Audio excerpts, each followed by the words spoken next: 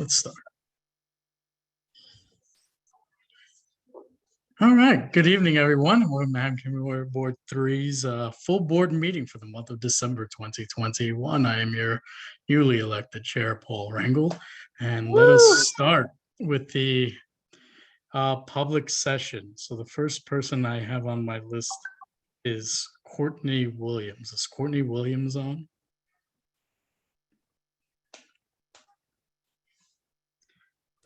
Is Courtney Williams on at all? No. Not in the attendee list or anything like that? Nope. Yep. I'll come back to that person in case they jump back on. We don't have a lot of public speakers tonight, but the next one I see is it Desiree Gazo? Am I pronouncing that correctly? You want to take yourself on mute. Yep. You have 2 minutes. Floor is yours. Oh, okay. Thanks, everyone. Once again, my name is Desiree Gazo from H&TB Lero with the Eastside Coastal Resiliency Project on behalf of DDC. We usually attend the CB3 Parks meeting, but we were asked to come and give a quick update on the ESCR project. Since the last time we presented earlier in the month, there was a little confusion about construction moving forward. So I think, as most folks are aware, it was in fact determined that the work could move forward, as we have been communicating for quite a while now. We do understand that it was a surprise that the work continued throughout the weekend and overnight. And this was, again, due to the very unique circumstances of the project and some of the external challenges it was facing. It is very important that the contractor adhere to this project schedule to make the project and the flood protection move forward. Excuse me.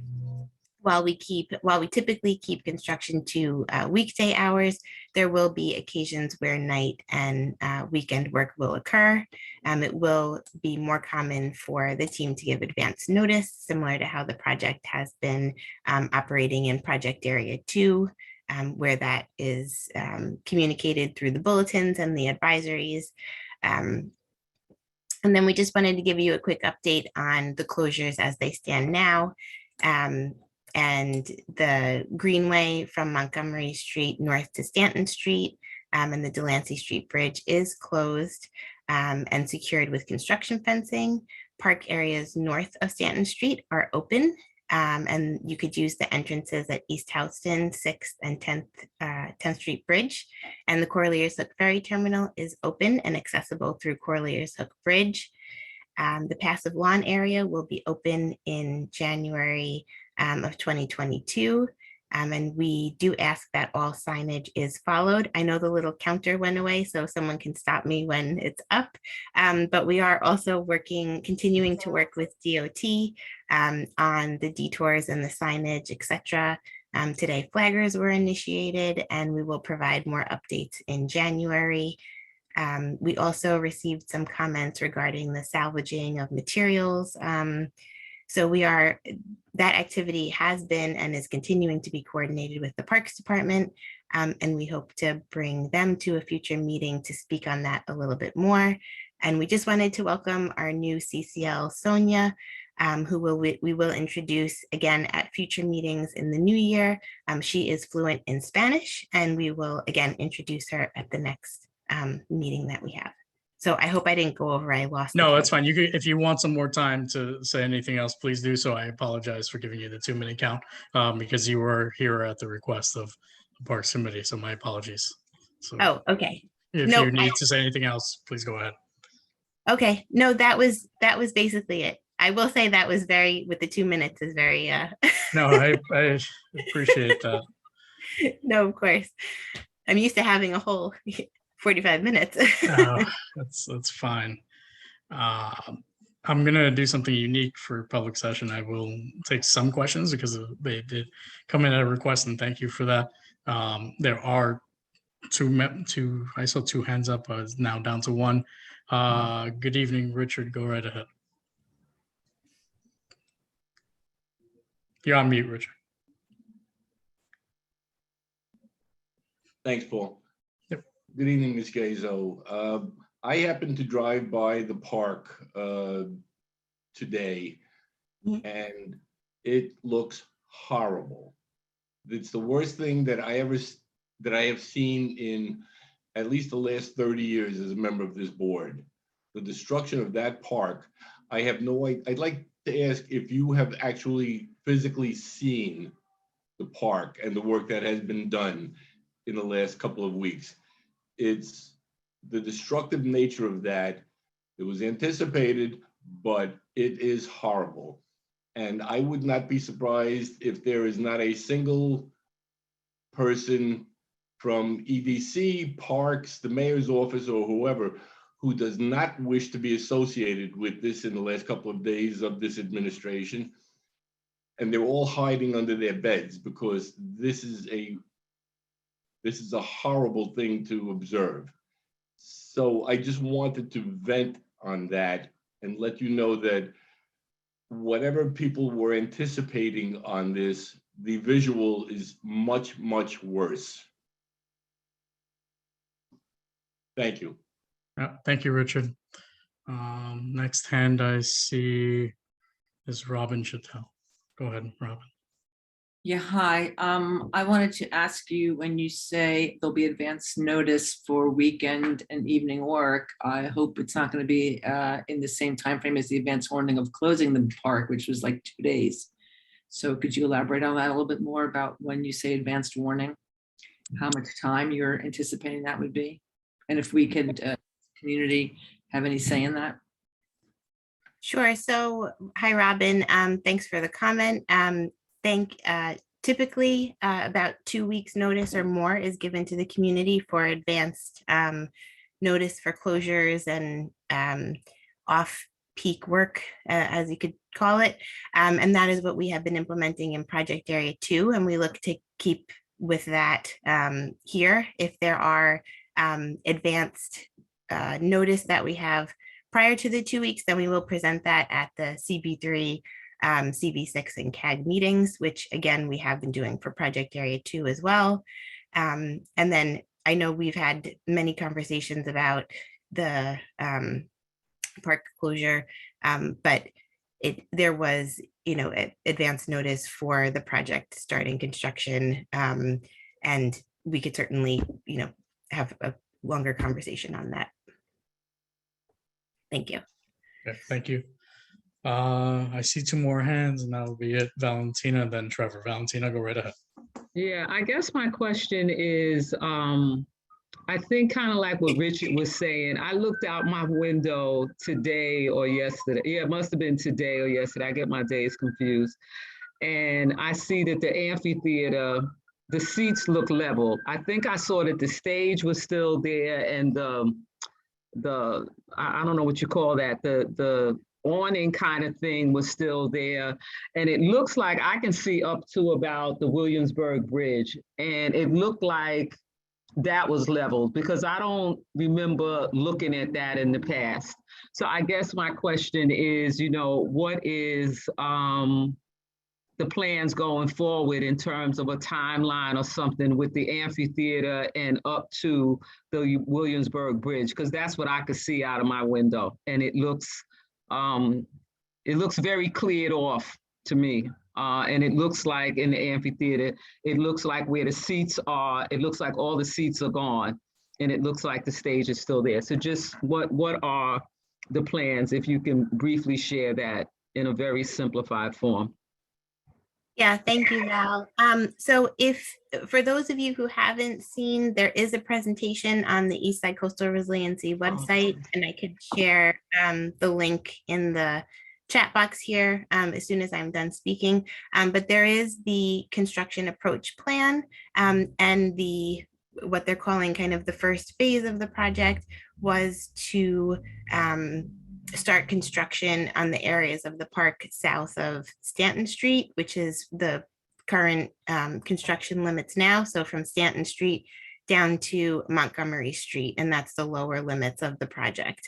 So there can be construction activities expected within that whole first area, so they can begin the construction activities there. Again, of course, we have access to Corlier's Hook bridge to the ferry landing, and then that passive lawn area will open in the new year. But I could put that in the chat, the link to that presentation. Okay, thank you. Thank you. Thank you, Valentina. Trevor, your last hand. I'll be quick. Thank you, Desiree, for coming. I know I had requested that you come to the full board to give folks an update because it was a month between Parks meetings, and obviously there's a lot going on between those meetings that we kind of missed. So I wanted to make sure you attended this meeting to give folks an update. Mine is a little bit off of what Val said, and it's like we took a visit to PA, the other portion, and they seem to be on time. And I know someone mentioned in the meeting that they're going to have flood protection way ahead of us. I just want to know how far behind are we with our particular section, and do you see any opportunities to make up that time? Sure. Thanks, Trevor, for that question. I actually will have to get back to you on that specific question. Again, I know that part of the reason why we moved forward with the weekend work 2 weekends ago or so was again to move forward after the delay, the hold that we had. So I can bring that back because we are so early in the project. I haven't asked many scheduling questions yet, but I can bring that back and get an answer for you and for the group. All right, thank you. I know most of this is going to be at the Parks meeting, so I'm going to refrain from asking more questions. So thank you. Okay, and we also will be at the CAG meeting, which right now is scheduled for January 6th.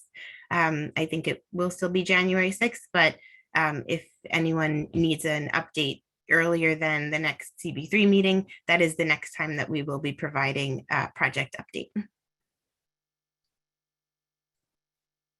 Okay, thank you. I actually see one final hand that is physically raised. Rodney, I think I saw your hand raised. Go right ahead, Rodney. I just want to ask one question. How is any jobs available for the people in the neighborhood? Sure, thanks for that question, Rodney. So on the website, we have on the contact page, and I could put that link in the chat also, there's a work with us page, and it has some work opportunities. We have a subconsultant on board that is specifically targeting hiring opportunities, working with our local employment networks in the community. We have quarterly information sessions, and all of those are live the live recordings are on that Work With Us page as well. And we're looking to have kind of a job info session, another one early next year. So we will keep you posted on that. I think the date for that is January 26th, and we'll be sending out the flyer for that later in the week. I think we were just confirming that date, so don't hold me to it, but we have been planning our next event. And there are opportunities, and again, this is a 5-year project, so there will be opportunities as we move forward. Again, project area 1 is the larger area, and that area has just started.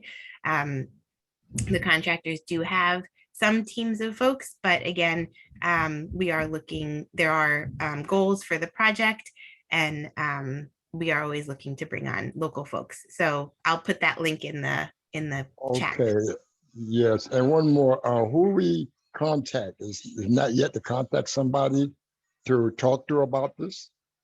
Yeah, or we gotta wait for the flyers?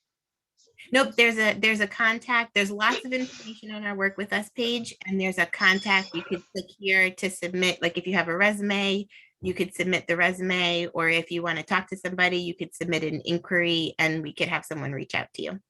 Okay, thank you. You're welcome. Just a reminder that this is the public session. So I'm going to only take one more question. I thought, Lee, did you have your hand up? I thought I saw you reach out. This is the public session, and I'm only taking questions from the community board members. Lee, did you have your hand up? I'm not sure. Some technical. And Okay. this is following up on Rodney's question. You may have answered it while I lost my connection. How many local employees or how many local hires are currently working on this portion of the project? Can you tell us? So I do not have that information right now. We typically have our sub-consultant on to answer those types of questions. And again, since this wasn't a full report out, I don't have that information with me right now. But we could certainly work to get that for you. Thank you.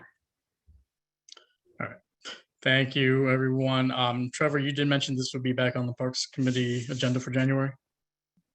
Correct. And as of now, it's, well, let's say it's scheduled to take a bit of time. So we're going to spend some time because we delayed it for 2 months on that particular topic. A lot of things have changed since we announced the meeting. So we anticipate some questions. Okay. All right, thank you. That is the end of that presentation. Thank you, Desiree. We will move on to the rest of the public session. Next person I see on my list is Joshua Waterman. You have 2 minutes. Sorry. I'll use them all, Paul. Thank you. Good evening. My name is Joshua Waterman. I live at 14th Street and Avenue C. I'm here tonight to call for the city to continue work on the East Side Coastal Resiliency Project, which will provide necessary flood protection to over 28,000 Lower East Side NYCHA tenants and low-income housing residents. As historically better resource neighborhoods receive flood protection, a loud minority is impeding similar protections for our own neighborhood. They argue that saving the trees in the Robert Moses-built park should take precedence over protecting tens of thousands of New York's most vulnerable lives and homes who have historically been underrepresented and underserved. Their arguments are predicated on everything from misunderstandings to full-blown lies. We all know how complicated it is to rezone parkland to residential land. This is not a land grab. It's not a plan to build condos. It's a plan to save lives. Esker's detractors mourn the loss of 1,000 trees. The original plan, which they claim to support, called for the removal of as many as 750 trees, not to mention the 300 trees already removed due to saltwater inundation. They call for interim flood protection, but interim flood protection does not mitigate rainfall flooding or severe weather storm flooding. As it stands, our first line of defense against future storms is low-income communities of predominantly Black and brown families. Excuse me, but that's bullshit. Our first line of defense should be infrastructure. Anyone who at this point is arguing against the plan is demanding that those individuals put their lives on the line if they want to continue living in their homes. Further delays to implementation of Esker will be detrimental to those communities along the front lines of the water. At this point, this is the plan we have, and it is necessary, vital infrastructure that will save lives. Thank you for your time, and I encourage everyone to follow Frontline Communities Coalition in this ongoing struggle. Have a good night. Thank you, Joshua. I just wanted a couple things. Please watch your language. I'm sorry. I know these issues tend to bring out a lot of passions in us, but please watch your language in any topic that you choose to bring up tonight. Next person I have on the public session form is Frank Avila Goldman. Am I saying that correctly? Frank Avila? Yes, Avila, but it's same difference. Sorry, Avila. No, it doesn't matter. Thank you. So thank you, CB3, and hello to all my neighbors. My name is, as you heard, Frank Avila Goldman, and I live along the waterfront in affordable housing on the Lower East Side. I wear many hats in my community. I'm the vice president of my board, as well as chairman of a group called LES East River Residents Committee. It's a group of NYCHA and subsidized housing leaders from Smith houses all the way up to Burke. These past couple of years have been very trying for us. Most folks I know have been focused on all things COVID related. We have low-income populations, immigrant populations, people of color populations, and seniors, many on fixed incomes. For the past 2 years now, I've been working every week to provide meals for folks in need in my development, and I feel very blessed by my fellow waterfront leaders who share whatever resources they have. I in turn share alike as we look out for each other and our vulnerable residents. My saddest moments, however, are reading my week's pantry list and seeing the word deceased next to the name of a person and then finding out they passed away due to COVID. On top of all this, the battle for Esker has been an added trauma to the everyday realities folks in the waterfront face. In spite of the available knowledge that up to 750 trees would be removed in the city's prior plan, A portion of this community is decentering the goal of protecting vulnerable low-income NYCHA populations. And so I'm reminded of another blessing. While I do not live in her district, I am thankful Councilmember Carlina Rivera, in spite of vitriolic pressure, hasn't waffled in her support for the life-saving merits of Esker. Perhaps it's because she grew up in the neighborhood and remembers what happened to her NYCHA communities during Sandy. Perhaps she understands that the climate crisis we face demands a focus on human life, particularly for those directly in harm's way. Or perhaps she doesn't want to see a future list of names of those affected by the next superstorm. In any case, I hope this fractured community, this tale of two cities of the haves and the have-nots, can figure out a way to come together in 2022 and prioritize human life, particularly for those in NYCHA and affordable housing, and help us keep the city honest with its Esker commitments. Thank you, happy holidays, and best wishes for the new year. All right, thank you, Frank. Happy holidays as well. Okay, so is Courtney on? Did she never come on? I'm just asking the host. No, negative. If not, that is the end of the public session. Those are the only people who signed up for public session this month. So thank you for everyone who signed up and spoke tonight. Next thing we'll be moving to is our elected official reports. We're going to go a little bit out of order than normal because we have a proclamations tonight. So I believe Council Member Chin is on, correct? Yes. All right, so I believe you have two special proclamations you would like to give. Yes. Well, before I present the proclamation, I do want to give some little bit good news update. Is that okay? All right. Absolutely. Go right ahead, Councilman. Congratulations, Paul. I mean, being the new chair of Community Board 3. Thank you. Thank you. You have big shoes to fill. I appreciate that. Because I'll Thank you. be presenting a proclamation to two former chair. But before I do that, I just want to share some great news. I chair the Committee on Aging in the City Council, and we've been fighting, to increase budget for DIFTA, and also the RFP for new senior center in Newark finally came out. I think we have some new ones in the community, and that's great news. But also, even after the budget negotiation, we were still able to get some extra money for home delivered meal. In my last council hearing with the commissioner last week, and she just gave me the good news that we were able to secure a per meal cost for home delivered meal starting January. And then by July, they're going to get the full amount.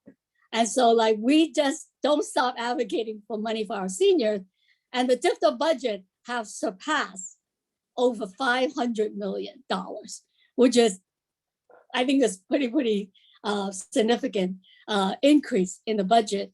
And also in my recent rezoning that was passed by the council, the Soho NoHo rezoning, even though it's not in Community Board 3, it's in Community Board 2, but I was able to secure some investment in our parks in Community Board 3, which borders Soho NoHo. And one of them is Saudi Roosevelt Park. I see Kate on with the Saudi Roosevelt Park Coalition that been advocating for the park house for so many years to give it back to the community to provide services in the community. We were able to get a commitment from the Parks Department to do that and to have $15 million in capital funding allocated to help with restoring the park house and other needs within Saudi Roosevelt Park. The city also allocated $10 million in capital to move the services that they used in the park house. They're going to build them another facility somewhere else. But I think that's really great news, right, Kate? Yes, Finally thank you got it. so The much. park house is coming back to the community. Thank And you the so other much. one that I think, Trevor, you are going to be very, very happy about is the Allen Street Mall. We got a commitment for $8.8 million to fix up the rest of the Allen Street Mall that needs to repair. So that's another I'm just big going to chime in investment. real quick. That's amazing. Been advocating over a decade. I That know. is absolutely I amazing. know. But I'll let you continue. Just wanted to say that. No, I Thank know, you. Trevor. That's why when we were able to get that, I know that Trevor is going to be very happy that his work really helped make that happen. So those were the two big investments that I really want to share. And also even this past week, this past week is on Monday. Was it yesterday? I don't even remember which day we did it. We just did the opening of the playground at a nature facility in Community Board 3, the Rafael Hernandez house, 189 Allen. Finally, the playground that I put, discretionary capital money to finally got fixed. And we had a ribbon cutting with the tenant association. The kids loved the site. And there's also an area, a separate area for seniors that's right next to the University Settlement Senior program. So I'm really, excited that some of these projects has finally happened. And as this is my last, community board here meeting, I can come back and visit as a private citizen. But I have the honor of serving and working with you in the last 12 years. And I think that we did get a lot of good things done in this community. There were a lot of affordable housing being built, open space being fixed up, and really advocated so much more support for our seniors and our youth in terms of after school program, SYEP.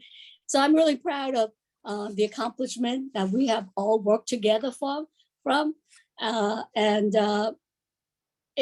It's I wouldn't say bittersweet, but it just like time went by so fast.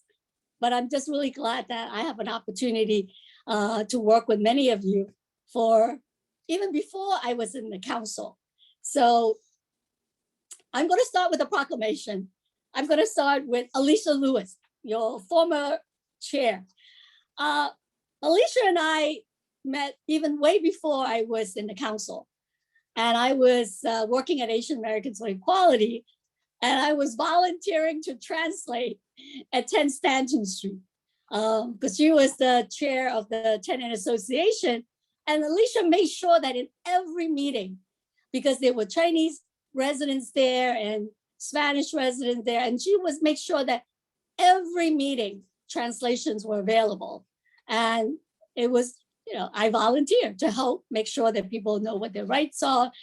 And I started working with Alicia, and also we work on, advocating to get the MTA to be more responsive with their fan plan. And I remember all the demonstrations and hearing that we went to. I mean, Alicia works with kids and has always been a strong supporter of our youth. But the tenant work that she did is really admirable in terms of really organizing tenants in her building and also advocating for long-term affordability. And that is really something that we wanted to honor her for. And also her 4-year on Community Board 3, getting things done, and especially during COVID. So Alicia, it is my honor to present you a City Council proclamation for your commitment to public service and dedication to the City of New York. I could not physically give it to you, but Gigi is supposed to hold it up for everyone to see. So Gigi, have you done that? Oh yes, okay. So that is the city. For a while there, we couldn't get proclamation during the COVID because like offices were closed and we just couldn't get it. And finally, in this last month or so, we were able to put in our request. So I'm glad we're able to present to you, Alicia, for all the great work and your commitment and your service to Community Board 3 and to Lower Manhattan community. And next, I want to present a proclamation to Dominic Burke. Dominic, Dominic had done so much even before he was serving on the community board. he was at the city. I mean, he was at DO IT, the Department of Information and Technology and Communication. I mean, we just call it DO IT. In the beginning, I didn't even know Dominic worked there. But Dominic and his husband, Andrew, really advocated and fought hard for marriage equality. And I think that is so phenomenal. But my experience working with Dominic was when I first got elected to the city council, when he was the chair and we did the Seward Park Urban Renewal Rezoning, SPURA, and now it's called Essex Crossing. And I think under his leadership, together with Community Board 3, we came, we worked together, we compromise, we negotiate, bringing all sides together to finally come up with a rezoning plan that gave us more than 50%, I think it was, of affordable housing, permanent affordable housing. There were a lot of give and take and back and forth. And some people thought that it would never happen. And I remember one of the former speaker telling me that it's not going to happen. It's like Israel and Palestine. We just couldn't get it together. And I said, no, it's going to happen because people on the community and especially Community Board 3, pulling people together, two opposite sides, but they were able to come together with a compromise. And we were able to get affordable housing, senior housing, recreational space, open space, and the Essex Street Market relocation to a new site at the same amount of rent that they were paying for the same amount of space. And it just, the whole area has transformed.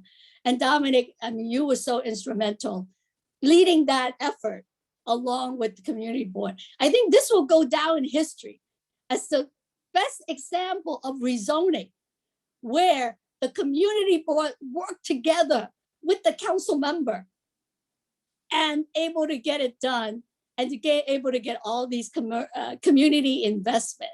And it's because of your leadership, Dominic, and the members on the community board. And you know who you were in those long meetings, and you helped make it happen. So I am honored to present you with this proclamation, Dominic, for your commitment to public service and dedication to the city of New York. Gigi, show the proclamation. Thank you very much. Do we get to say anything? Yeah, go ahead, Dominic. Go You ahead. have to ask the chairperson. Go ahead, Dominic. Go ahead. I just want to say, Margaret, first, congratulations on your retirement and completing your final term. It's been a pleasure working so closely with you on so many initiatives, as you were saying. And I've always had so much respect for you, for your passion, your hard work, and really how practical you are about everything.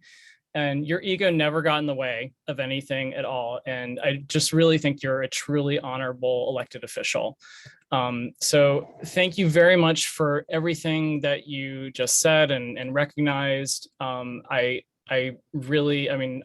is certainly one of the most proud achievements, that I've been a part of. And I really think it could be a model for so many other projects in the city. I really wish that the city and the next administration would look at it and really understand that it is a way forward.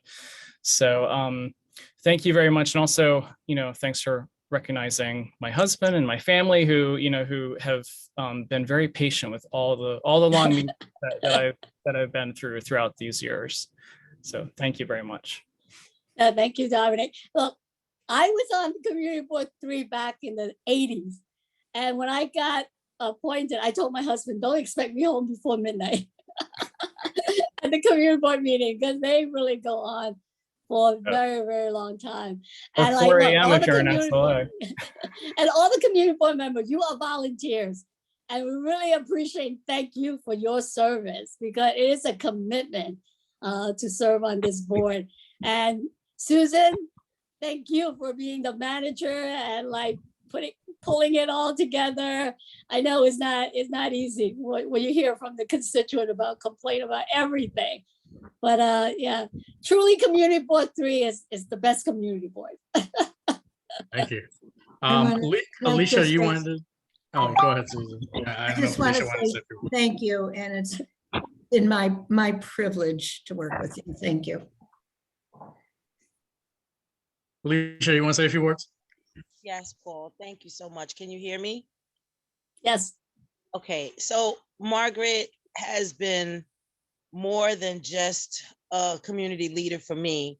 She's been kind of like a spiritual guide because we talked about so many different things personally on so many different levels, and advice that was given is definitely like undescribable. I can't share with everyone because, you know, we are not in a religious background, but I just want to say that she has really touched my heart and my spirit in so many ways. And for the years that we fought here at 10 Stanton Street for the MTA, with the MTA, for this fan plant that sits outside, goes off periodically, like there's no schedule for it. It just goes off whenever they want it to go off. And so people that live on the first and second floor and in my development, they've had to live with that for many, many years. But I honestly believe if we did not fight, if we did not stick together, if we did not have leadership, many things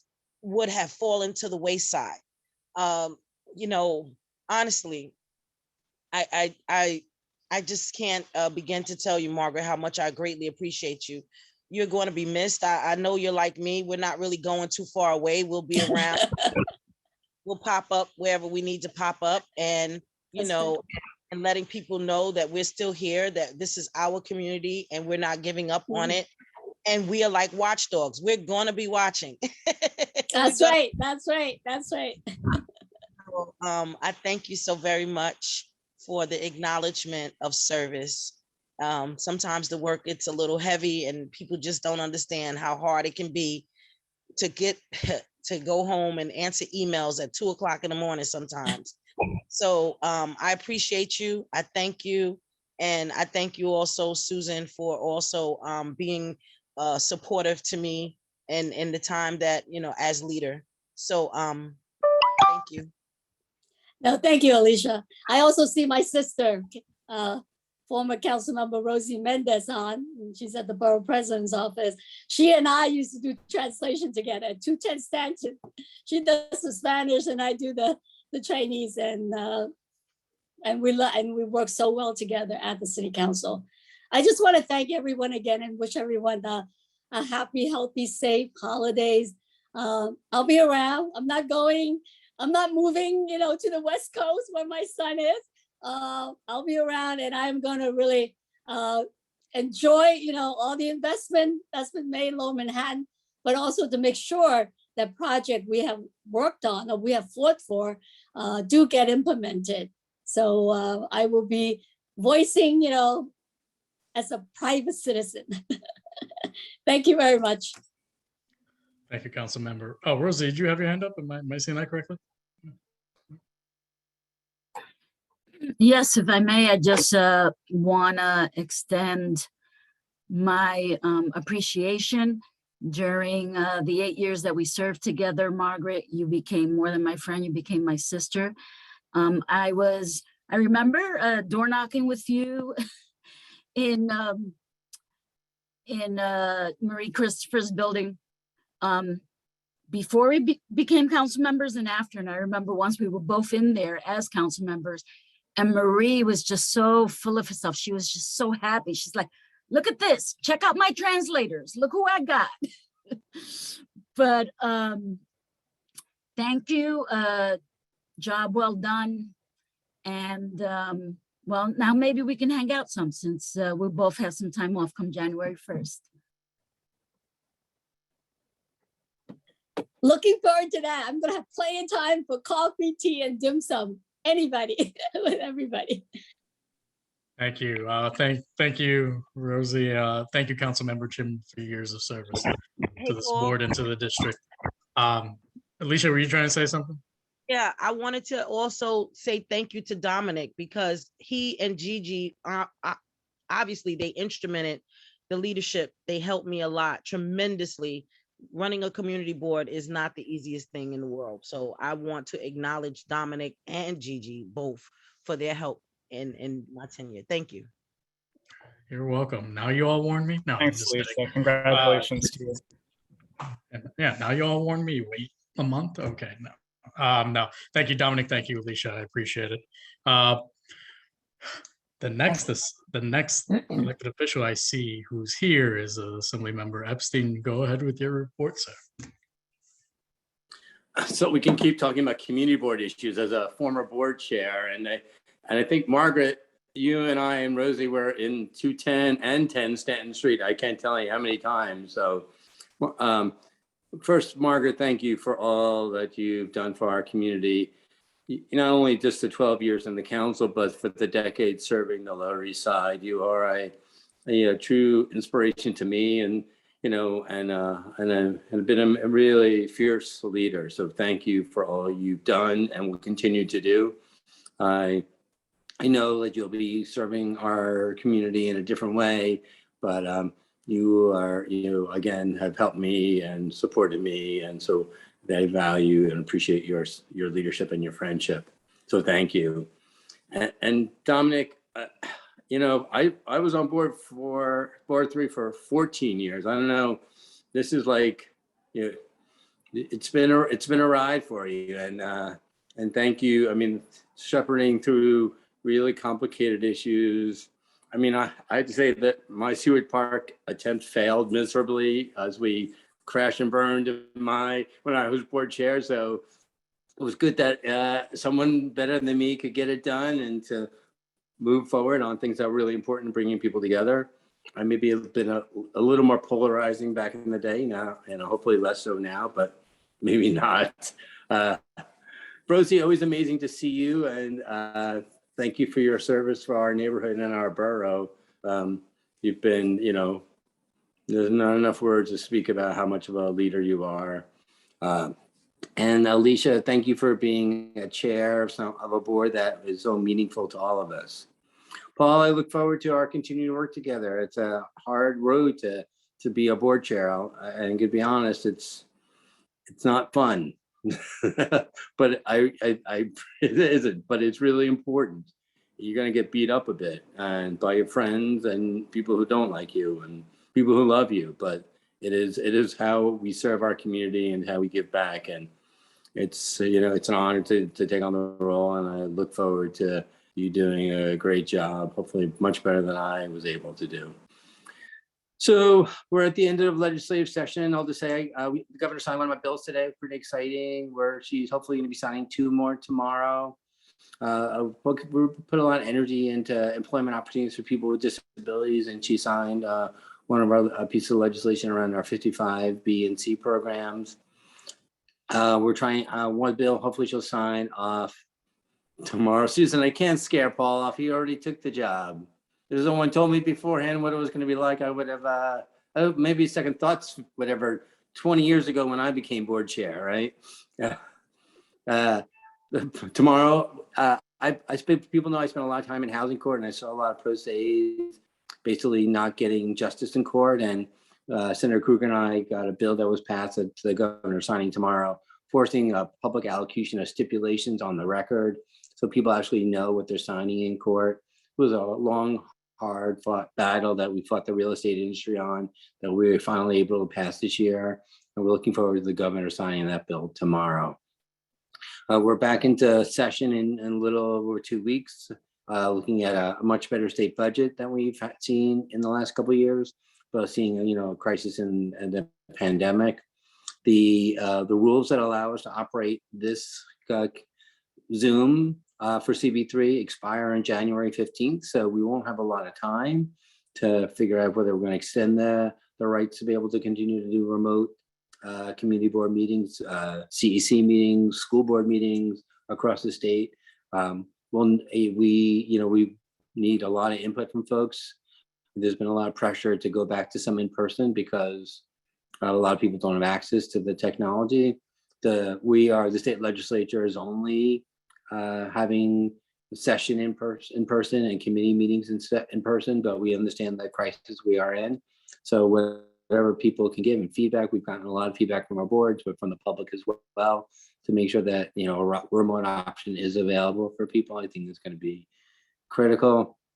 And the last thing I'll say is if there are issues going on, we have a survey, community survey that we're asking people to fill out just to talk about our priorities.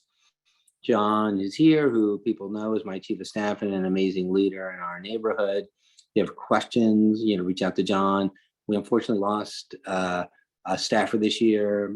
Aura has decided to move on with her professional life. And while she's not leaving the Lower East Side, she's moving on from our office. Actually, I think she's in Cuba right now with our mom, Amy.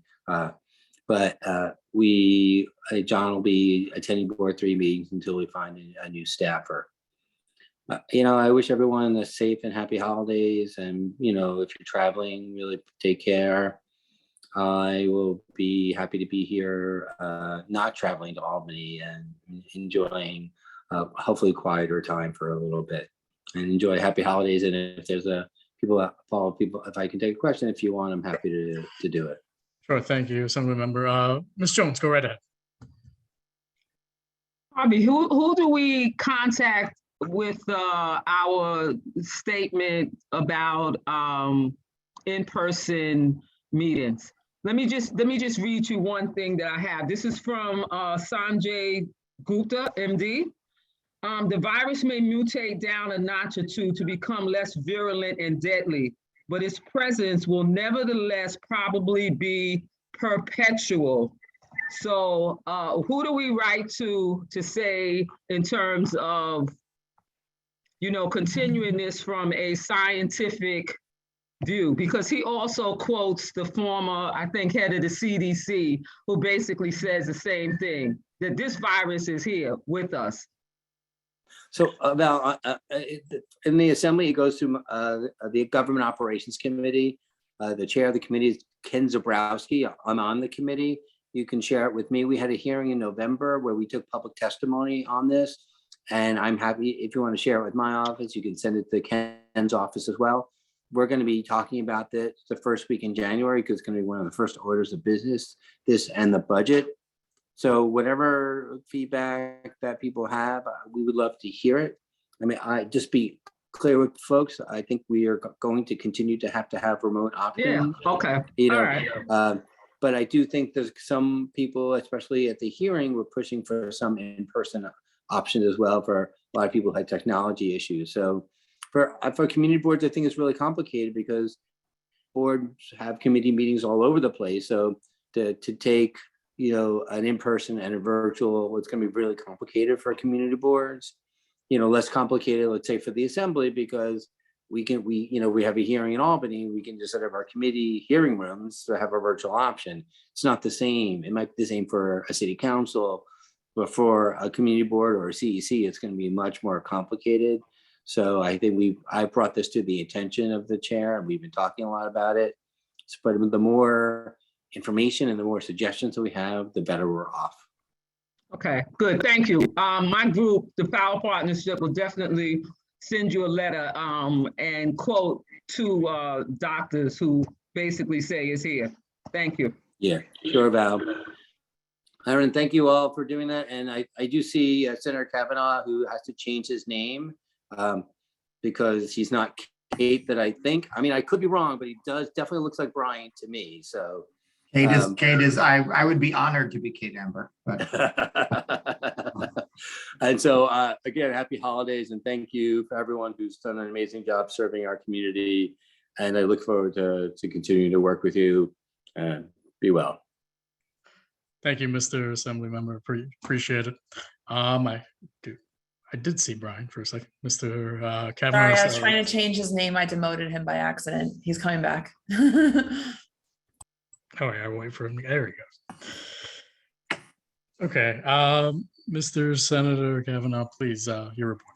Thank you. Okay, thank you very much. And I somehow got kicked out of panelist mode for a second. I don't know how that happened. But thank you all.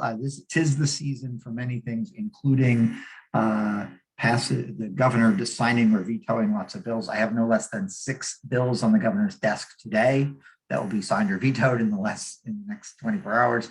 So we're having various negotiations. One very good piece of news is the governor recently signed our bill on the FEPS program. This is the program that provides vouchers for homeless families to get out of shelter and into permanent housing. The state has artificially depressed the value of those for many years. So my colleague, Assemblymember Linda Rosenthal, and I wrote a bill and passed it, and the governor signed it into law last week.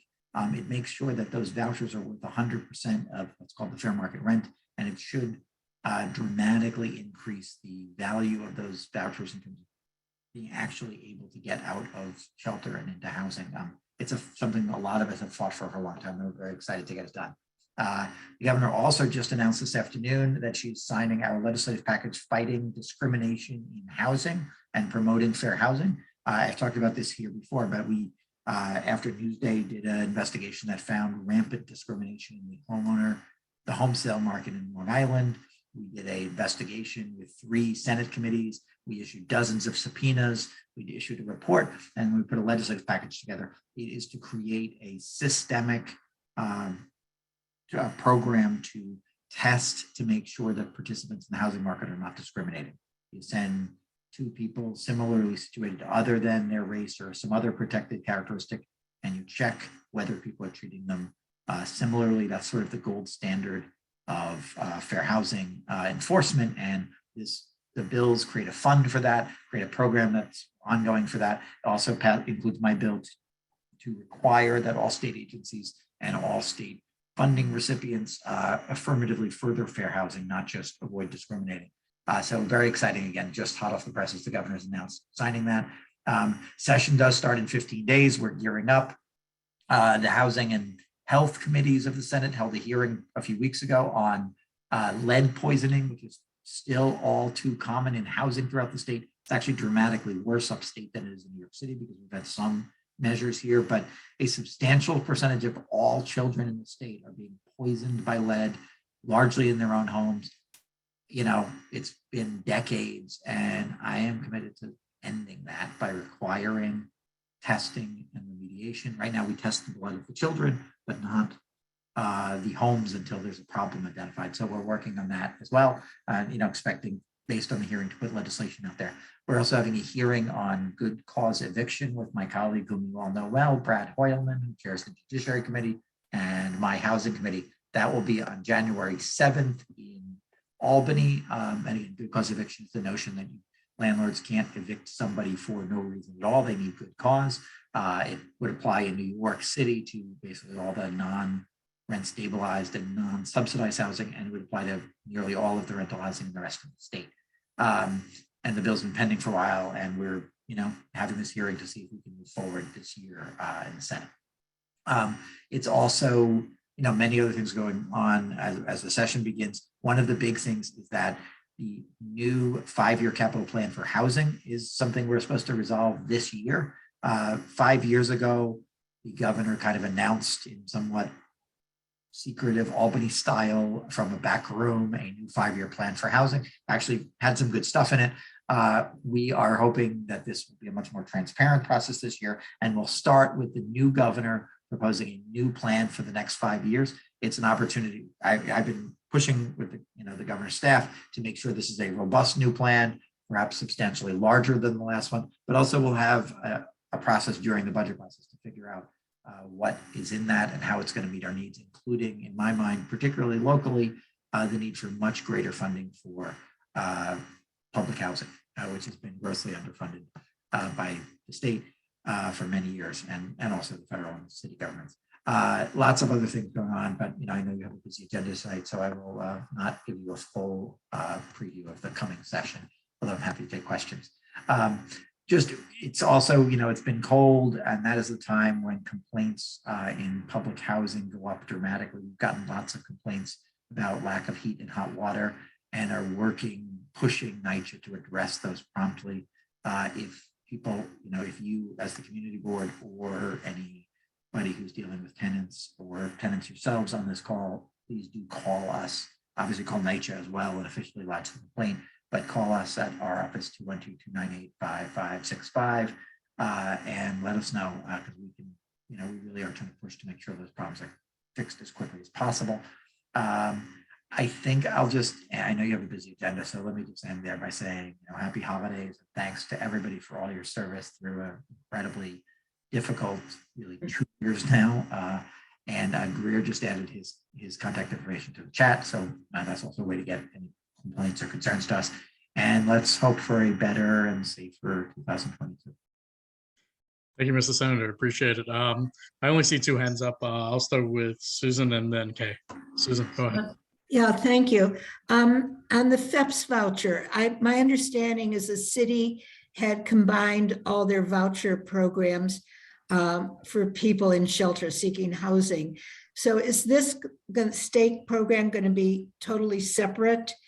So there'll be options, I guess, between the it's actually, there are many layers to this, but basically the state FEPS program predated all those city programs. And so the state created this program, they set the rent too low, and then the city created its programs mostly for people who are ineligible for this program. This program is funded through the public assistance dollars. So if you're not federally eligible for that, they couldn't use it. So certain single adults, people with immigration issues that might prevent them from being eligible. So then the city created what they called creatively city FEPS. And then there are actually multiple layers of city FEPS. The city addressed this issue with respect to the city FEPS through a piece of legislation that Steve Levin, who's still the chair of the Social Service Committee for a couple of weeks, had passed, and the mayor had signed under some duress a few months ago. But the state one has remained. Again, what they did is they basically prevented the city from making the vouchers available for 100% of the fair market rent. So you got this voucher in a city where the fair market rent, it's tough enough to find an apartment, and then the state is insisting they will lower it. It had really ended up being a trickle of people who were able to find housing with these things. Legal Aid estimates that this bill will immediately allow, just in the next couple of months, 2,400 families to get out, and that'll be an ongoing improvement. So, this is a big step forward. It doesn't meet the full need. I've had my housing access voucher program, which is intended to create a Section 8 style state funded program that I'm trying to get up to $1 billion a year in the next few years. That's kind of the next generation, but this is a big step that really we think it will get a lot of families out of the shelter that have been. Thank you. That's very helpful. Okay, thanks. Kay, go right ahead. Hi, Senator Kavanaugh. Thank you. So I just wanted to see where you were at in terms of the Health Equity Assessment Act that's now making the rounds in the Senate and the Assembly, and hoping that you'll be signing on if you haven't already. In particular, it deals with hospital closures, but insists that communities that have hospitals that aren't that can't be closed down until they assess who ends up getting less care because of that. And in particular, reflecting again Rivington House, that where for-profit buyers take over nursing homes, and then they go either downhill or they just become cash cows. And we saw what happened with that across New York State. So just wondering where you're at with that, or if there's any information you'd like. Thanks. Yeah, I thank you for the question. I support it. I introduced this legislation around it's called the Rivington Act sometimes. And yes. The issue of, I think it's been a little tough in the middle of the pandemic to, we were very much fighting to make sure that that the money was flowing to all these institutions. And we're still doing that, honestly. I mean, a big issue is that a lot of the caregivers in these institutions and in home care and in many other settings are grossly underpaid. So we have focused on the shorter term questions of dollars and cents. But yes, I think I think that the pandemic has made people much more aware that process of the healthcare industry trying to minimize unused capacity, right? Like they had, we don't need all these beds, we don't need all this space. And, they were shutting down and consolidating. So I will work with my colleagues on that. I don't think my name is on the particular bill at this time. This is the time of year when, hundreds of bills are being kicked around by colleagues, but I work with the chair of the Senate Health Committee happens to be my roommate in Albany. I will. Oh, well. I will hear quite a bit about this, I'm sure. Yes, you will. I will work across all of these different, ways people get healthcare to make sure that we are getting equity. And certainly, I think we're a lot more aware that you can't be shutting down these institutions. Thank you. And I think in particular, because we've seen what that happened in the local community, and I do thank you for the Rivington Act and for trying, because it was at a hard time. But we saw that losing a state-of-the-art infectious disease nursing home probably wasn't at a good moment, but thank you. And just for what it's worth, I represent the community that was the subject. It was before I represented, but the Long Island College Hospital fight over there. And so I hear a lot of the hospital issue from that side too. Yep, thank you. Yep. All right, I don't see any other hands up. Thank you. Thank you, Mr. Senator. Appreciate it. Thank you, everybody. Appreciate it. All right. Hey, Rosie, I see your hand Paul? up.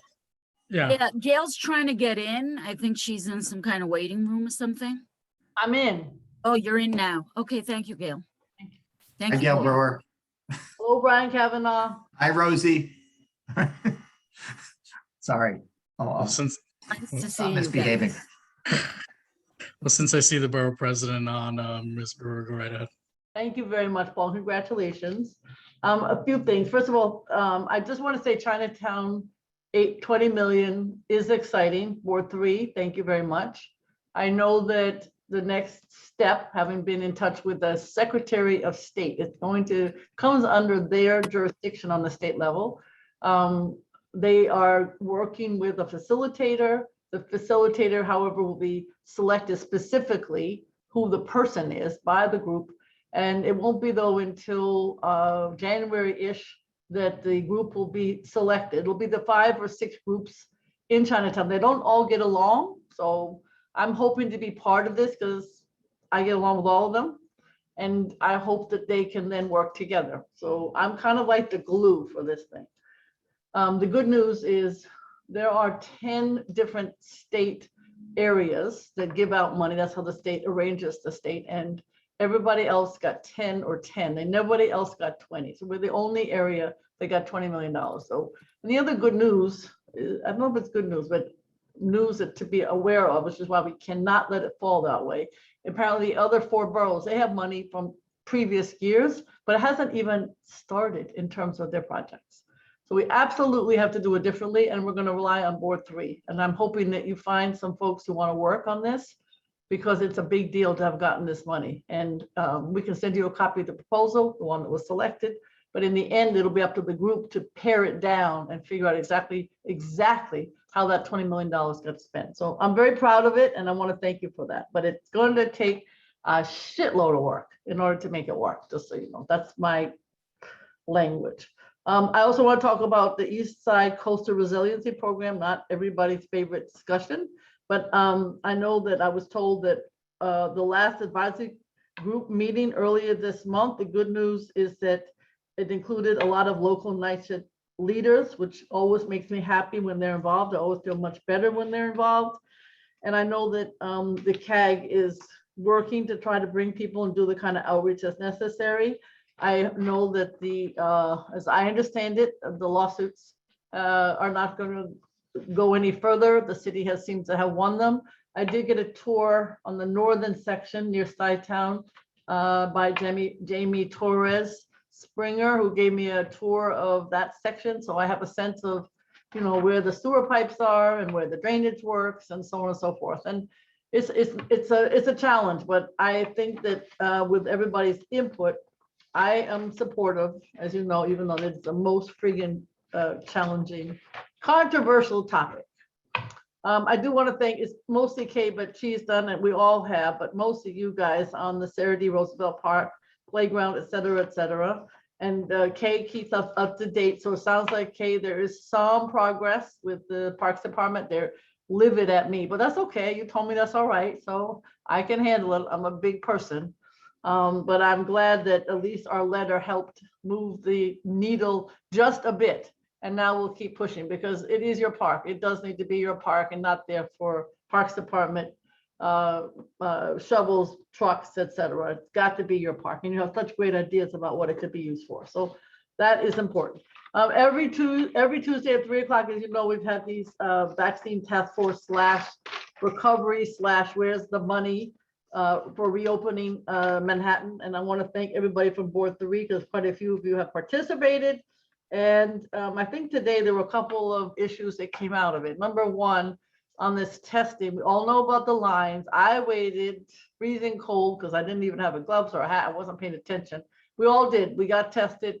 The challenge is this. The kits, according to the governor, for testing are not going to be available until, I don't know, sometimes by the end of the year. I know I have calls from everybody for them. Apparently there are only 14 manufacturers that are certified by the FDA. Because of course, my first question is, why can't we manufacture them at the garment center? Like we did with the masks and the gowns. But the answer is it would take too long. However, you know me, I'm not going to give up. So I am going to start that process so that it does get manufactured locally so we don't end up in this situation. But the only 14 around the United States. I don't know where you source them from. So in the interim, I keep telling people go to the city sites because some of these other sites, people wait forever. And we heard today from the health department that there's this, I don't know, they have little tents in Brooklyn and they look like health and hospital tents, but they're not. And they take forever. You may not ever get your results. And they're charging, I'm sure, the insurance company. So just like everything else, when there's a game to make money, somebody's going to find it, but it shouldn't be on something so important as whether or not we have COVID. So just be aware, go to the city sites. But we had a really good discussion also about the fact on the workforce, New York has lost 400,000 jobs still, and we only have recovered 57%. The rest of the country is way ahead of us. They didn't lose so many and they recovered a lot more. So we just have a whole lot of work to do, as you can imagine, in terms of our city. And we're still trying to, according to the governor and the mayor, nothing's going to close down, but I'm getting calls constantly about all the challenges and what this norm looks like, as you know. Just want to talk about community board applications. As you know, they'll be done next year by Borough President Mark Levine. But I want to say, just so we're really clear about how it works according to the charter and the most recent revision, which is that the new charter provision provides that members can serve, as you know, 4 consecutive 2-year terms. But the clock didn't start until the appointments made for the term that started April 1st, 2019. So if you were appointed April 1st or in that time period, you'll not term limited until March 31, 2027. But because the city council was looking at ways to have staggered terms, there's an exception for members appointed on April 1st, 2020. You'll be term limited after 5 2-year terms. So you can serve until March 31, 2030. And if anybody was appointed midterm, you still have 8 years plus the 2, whatever the time period is that you're filling in on the midterm because somebody has left for whatever reason. So I hope that's clear. If not, let us know. But I want to be sure that you understand how that works. On the capital funding, we've obviously given out everything in the last 8 years. I think there are some projects, I don't think there are any in Board 3 where we're still trying to fuss with them a little bit. But if you want to, you can submit a letter of intent about what you, as a nonprofit, would like to see by Friday, January 14th. And it's on our website for any information. Same thing with the cultural tourism grants. These are not big grants, but they come from NYC and Company. They're then given to our office and people find them very, very helpful. They're for music and theater and walking tours and festivals and film screenings. And sometimes it really is helpful to a nonprofit. The deadline for those is January 28th, 2022. I want to thank everybody who came to our Manhattan reception. We had about 800 people at John Jay on December 12th, and really appreciate everybody who showed up. The restaurants open are heavily getting more of an oversight, much thanks to you. Because I think the DOT was just gonna go forward, but the open restaurants program, as you know, is having a second look because of your input. And so there are hearings to hear your thoughts. There are going to be 2 DOT-run public roundtables. It's not a hearing, hopefully, but you can actually talk to each other. January 11th and January 12th. And I'm sure it's on the DOT websites and ours. I keep talking about congestion pricing because boy, is it going to be a controversial issue. And everybody's going to say, do not tax me because I'm south of 60th Street and I live here. And you're going to hear it all because I've already started to hear it. So I think you know that Christine Berthold, who's a member of Board 4, several community boards have already said that they would like her to be the person who's on the congestion pricing traffic mobility review board, because she's going to have to speak for all of us to say that this is what needs to happen in the borough of Manhattan. We've got to have somebody on from Manhattan. So I hope that you're also pushing for that. Thank you very much, Board 3, and I look forward to working with you one way or another in the future. But thank you for all your tremendous amount of work. And I know how hard you do work. So thank you very much. Thank you, Borough President. I see 4 hands up. I'll see it in order. I see Michelle, Jackie, Kay, Susan. So Michelle, go ahead first. Thanks, Gail. Thanks always for coming. I think you're the elected official who comes sees us the most, so we appreciate that. You know, I'm a real advocate for testing on the Lower East Side. I live 1 block from Gouverneur, and the lines have not abated in any way since last week. My husband tested positive. He got tested on Thursday and didn't get his results till Saturday. And I'm hearing that it's only getting worse. That was like just over 48 hours. Now it's up to like 62 hours, stuff like that. It makes it really difficult for us, you know, especially in a working class neighborhood, to get back to work or to get your kids to school with those types of turnaround times. So I know that the mayor is expanding testing sites, but my concern, I haven't heard anyone talk about this, is about processing capacity. Is that going to be expanded in any way? I think that the health and hospitals sites are still faster than the private ones. I got tested on Saturday at the pharmacy on Grand Street. I still haven't gotten my results. But, you know, I think it's only going to get worse. The lines have not gotten better in a week. So I just, you know, I hope, I know you only have a couple more weeks left, but, you know, whatever you can do to advocate for us to get more testing capacity would be amazing. Thank you. And thank you for your service.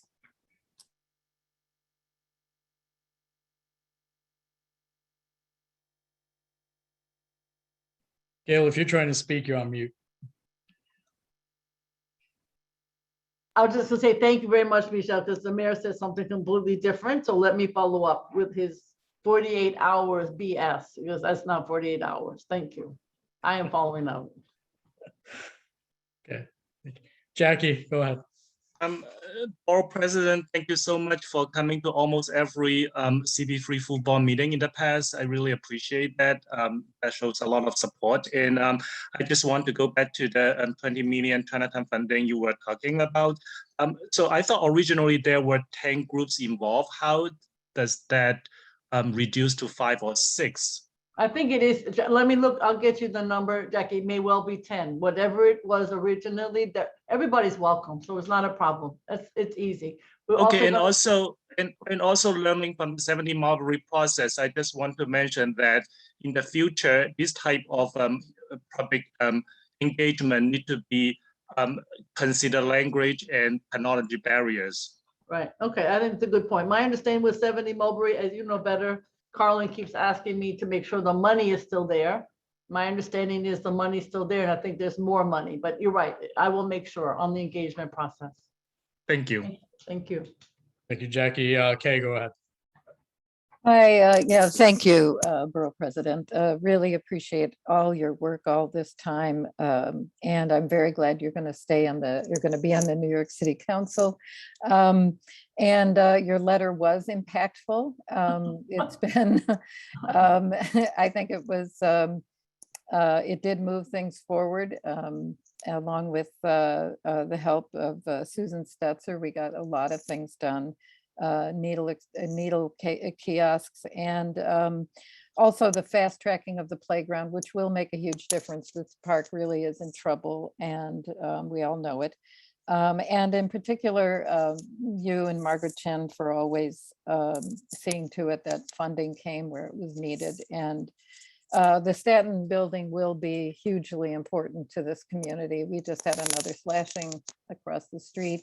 It's a tough area, and really community positive use is what changes it.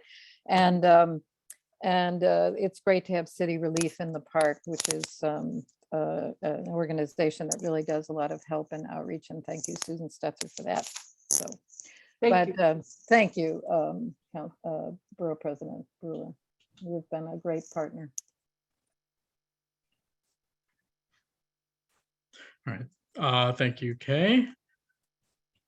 Susan, go ahead. I see your hand up. Yeah, thank you. Gail, I was also going to mention the two hearings for the open restaurants. Yep. I would just like to note that this is supposed to be a robust engagement process, and it is a total of, with both hearings, a total of 3 hours for 8 million people to give input.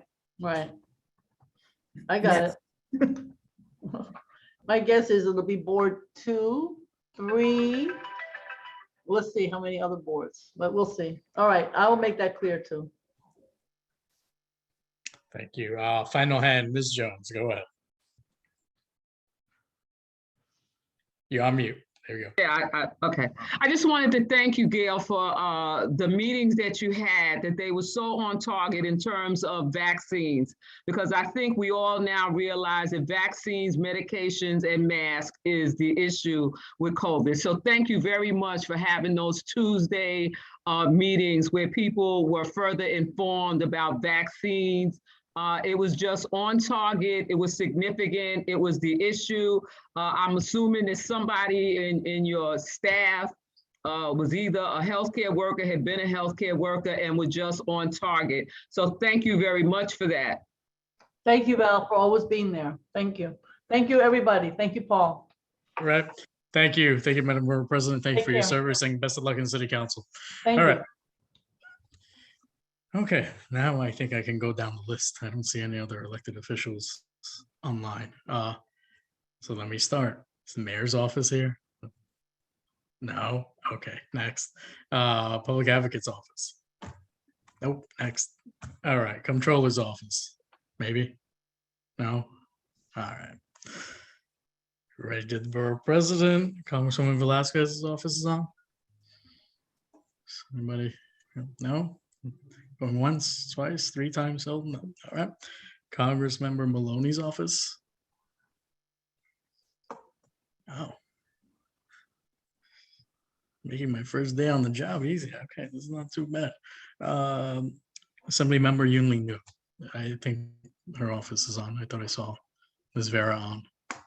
Hi, Paul. Yulene is in another community board meeting right now, but she's going to be hopping on to speak herself, so someone else can go before us. Sure, I'll come back to you. Assemblymember Glick. Yes, hi, good evening, everyone. Charlie Anderson from Assemblymember Glick's office. I am just putting our board report into the chat for everybody. Not much to report this month. We are just finishing up the year. We will have, our big thing for us is that session will begin in January. In our board report, we have a little bit of a preview of session. I just wanted to highlight a couple of things that the Assembly member is going to be working on, namely, I think I maybe mentioned last month that the Assembly member is working on an expansion of the school zone speed camera bill. We had a pilot program a few years ago about speed cameras within school zones. The Assembly member is trying to expand that to all school zones and not just a select few, which would have been in the pilot program. Additionally, we're looking at a bill that would hold the MTA accountable to a new degree in making sure that they file annual reports with the legislature every time projects experience cost overruns in excess of $1 million. Usually the legislature does not find out about cost overruns for projects until capital programs are discussed again. So this is hopefully going to work to allow the legislature to keep better track of MTA cost overruns and understanding where things stands with those projects. Those are just a couple of the bills that the Assembly member is working on. There's been a number of bills that were signed into law this year with a new governor. I think there's at least one that may still be to come, but we've listed those in that board report. We'll also send that out as part of our e-blast. And if anyone received I know we don't have the largest share of Community Board 3, but for those of us who are in our district, you may have also received a hard copy newsletter this month, and that's included there as well. But that's it from me this evening, unless there's any questions. I don't see any hands up. Thank you, Charlie. I appreciate you coming on, and have a happy holiday. Thank you. You too. Good evening, and Happy New Year, everybody. Senator Hoyleman's office? No.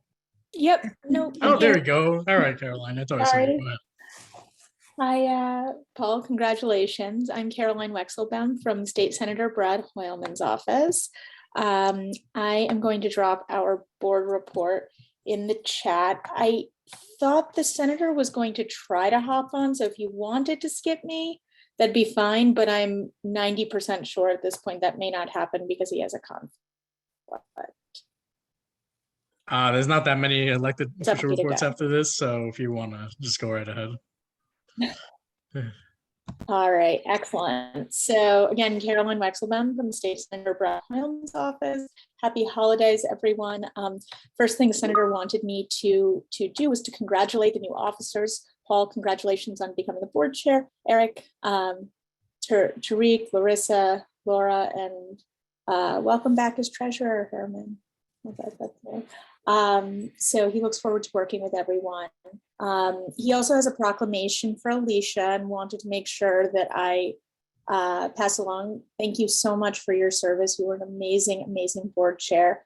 I am not going, he was going to read sections of it, which hopefully we can save that for a future board reading because we would really, really like to do that.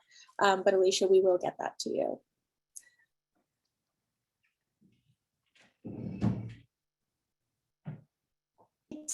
Introducing new legislation ahead of session next month, which as many have said before us is starting very, very soon in early January. I wanted to highlight a couple of bills. The first one was his new legislation, which will help fight against criminal landlords. So he held a press conference last week with the Stop Croman Coalition and a number of impacted Croman tenants. And his legislation would basically make state chartered banks not lend to landlords who have been convicted of fraud or felonies. So that is a subset of banks, but that's a really, really positive step because landlords like Steve Croman, even after he got out of jail, was able to continue building his portfolio of buildings. So that's not good. And part of that was because banks kept lending to him. So that's a really good piece of legislation and we're hopeful that will pass. As Senator Kavanaugh mentioned, there will be a joint committee hearing between the Senate Judiciary Committee and the Housing Committee, good cause eviction on January 7th. If you check out the board report, there's a link to watch it and how to submit testimony if you would like to. So a couple of other pieces of legislation that I wanted to highlight. The Local Journalism Sustainability Act would basically create new tax credits to support local newspapers. So it'd be great if you read about that, but as we know, a lot of local publications are dying. So we want to do everything we can to help prop them up and save them because they're really, really important. I will stop there. I know we're really busy, but we have a very long board report, so we should all read it. And I'm happy to take questions. Any questions for the senator's office? Hearing none, Caroline. I think you're off the hook. Thank you, everyone. Happy holidays. All right, happy holidays. Okay, next elected official report is Councilmember Rivera. I thought I saw Isabel on. Is Isabel on? Hi, good evening, everyone. I hope you're all well. I'll share a few brief updates. The last few months have been a whirlwind for, I think, many of us. Councilmember Rivera was really proud to pass a number of pieces of legislation. One was extending the statute of limitations for survivors of acts of gender-motivated violence. We've also made sure all city health clinics will have LARCs, otherwise known as long-acting reversible contraception, available, insertion and removal. And Councilmember Rivera also passed 2 resolutions in support of the Green New Deal for public housing and the Public Housing Emergency Act. And I just want to thank everyone who's come out in support of Casa Adela and the incredible advocacy of this community to make sure we support the small business. And last but not least, please reach out to me or our office if you have any questions about testing, vaccines, boosters.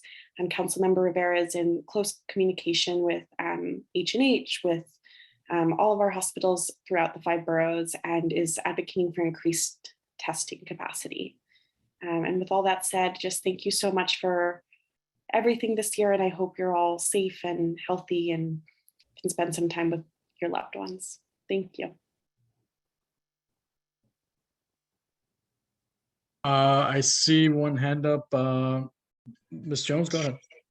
Yeah, just to say that today, the Lower East Side Power Partnership sent a letter to the DOT about the open restaurants, because our concern is that when you say a restaurant is open, if we talking open and safe, then we talking open to ventilation. And I'm not sure that's exactly what they're talking about, but that's what we're advocating for, that if a restaurant is considered permanent open restaurant, then it should be open to circulation, because the bottom line is if it's not open to ventilation, let's take a guess what it basically is open to. So anyway, we're sending you a copy tomorrow, and probably, we plan to speak at the hearing. But I just think that that's, that is extremely important of an issue, that an open restaurant be open in terms of ventilation and in terms of healthiness, and that people don't think that because a restaurant is outside, that it's not an indoor restaurant, because that's a lot of what they've been doing is, or there are many of these restaurants that are basically indoor restaurants outside because they are totally closed and they're not open to ventilation. So you will be getting a copy tomorrow. And like I said, we plan to, and I just hope that, we follow up on this issue, because we're talking about people's lives. We're talking about people's health. We're talking about people thinking that they're in an outdoor restaurant when basically it's an indoor restaurant. So thank you. And I look forward to hearing from you and to you working on this issue, because I believe that we all want to see people's lives saved and we want to see people healthy. And an indoor restaurant does not, whatever. Thank you. Thank you so much. I look forward to reviewing the letter. Thank you. I am going back to Ms. Vera. Is the assembly member on? Yep. She is not. She might be a little late, but I'm gonna start anyways. Sure. Go right ahead. Go Okay. ahead. Thank you. All right. So just a few quick updates. I put the community board report in the chat, and I included my contact information as well. But we just wanted to start off with a highlight. During our annual district Thanksgiving turkey giveaway, our office distributed hot meals and poultry to over 1,800 families across Lower Manhattan. Yulene does this every year and ensures that no family goes without a meal on Thanksgiving. This was an all-day affair, and we were so happy to have been able to give back to the community in this way and to see everyone enjoy a hot meal and spend it with their friends and family. As well, so Yulene's data desegregation bill has headed over to Governor Hochul's desk. During the assembly session, Yulene championed the AAPI data desegregation bill with Senator Salazar. This improves data collection among Asian American New Yorkers by creating 10 sub-ethnicity categories on government forms, allowing the state to better see and respond to the needs of AAPI residents. Yulene is thrilled that her bill has now arrived at the governor's desk, and the last step before this necessary bill becomes state law. So many of you know, AAPI are the fastest growing community in New York State, and between 2014 and 2019 alone, the state's population grew by a staggering 38.5%, which makes this bill all the more necessary and important. Assemblymember Yulene also wanted to know that she stands with the community board on East River Park construction. Earlier this month, Yulene called on Mayor Bill de Blasio and the Department of Design and Construction to immediately halt the renewed construction at East River Park, which is proceeding in direct violation of a clear court order. Yulene shares our community's shock that the mayor and his team would toss aside the temporary restraining order granted by the Court of Appeals. But this sadly is emblematic of elected officials who view themselves as above the law and above accountability. Also, an update on 91 East Broadway Safe Haven. Our office has issued a letter to the mayor regarding this project to request that the city halt the project for community input and reform its chronic issues with public engagement. Community members and stakeholders have raised concerns about public engagement issues, project transparency, and accessibility regarding the project. Our community recognizes that forms of transitional housing, affordable housing, and supportive housing are essential to combating homelessness, and that safe havens provide at minimum private or semi-private rooms, meals, and laundry services. These sites offer supportive services directly or by referral, which include case management, mental health services, and substance abuse services in an effort to provide permanent housing. The city has chosen to leave out community members, disrespected, forgotten, and excluded them from participating in this project. It is crucial that the city amends its community engagement policies for all future projects. Yulene might be joining in soon, but that's all for the report. There's a few other things that are included, but that is also included in the link. Thank you, Ms. Vera. Appreciate it. There were two questions, two hands up. Yes. Susan and then Jackie. Susan, go ahead. Yeah, I just wanted to clarify that the community board supports the East River Park reconstruction. Thank you, Susan. Mr. Wong, go ahead. Thank you. Thank you, Paul. Amy, thank you so much, Yulene, for joining other elected officers in expressing the concerns regarding 91 East Broadway plan. Can you share the letter with us? Can you, I don't know if there's a link you can share or email me because I'm keeping all these records. Thank you. Yeah, no problem. I'll get that right for you. Thank you. Oh, Paul, could I ask a question? I don't know how to raise my hand. Yeah, Go ahead, I mean, man. like this. Okay. Go ahead, man. It's fine. I'll not ask a question. So I just wanted to, she's not here anyway, but thank Assemblymember New for the letter that I think it's in your board report, you know, pretty much the text of it. Yeah, I mean, you summarize the letter in your board report. So just also I think a lot of community engagement is needed, and this thing isn't going to open till like 2 or 3 years later, so there's still a lot of time. But just also to emphasize the need for what this the safe haven provides, because it's been very confusing. So so I just wanted to thank her for that. And also the data disaggregation bill. Data is very important to a community board, and the more disaggregated data we can get, the better. So we look forward to hearing more about it after it's signed and how it's going to be implemented. All right, thank you, May. Jackie, is your hand still up from before? You just put it down, please. Thank you. I'm sorry, let me lower that. It's all right, thank you. I do see the state senator Hoyleman came on. Go ahead, sir. Thank you so much, Mr. Chair. I'll be very brief. I know you have a busy agenda. It's great to see everyone. Hope everyone's staying safe. I'll tell you, nothing makes my blood boil more than the fact that there are still folks in our community and elsewhere who won't get vaccinated and won't get their booster shots. They are not only endangering the lives of themselves and their family, but the rest of us. And I speak as a father who has a 4-year-old who's not old enough to be vaccinated. So I'm going to continue to fight, Mr. Chair, for tougher vaccine laws, just like I have throughout my career. In Albany, I have legislation that's going to add the COVID vaccine to the list of required vaccinations for school children.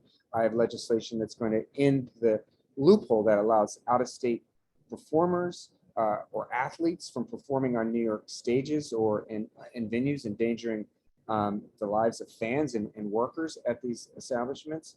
And I'm going to fight for a COVID-19 vaccine registry along the lines of the World Trade Center registry, so we can follow the long haul cases of COVID that I know so many of us know our friends and family who are continue to suffer, not to mention what's happening with Omicron now.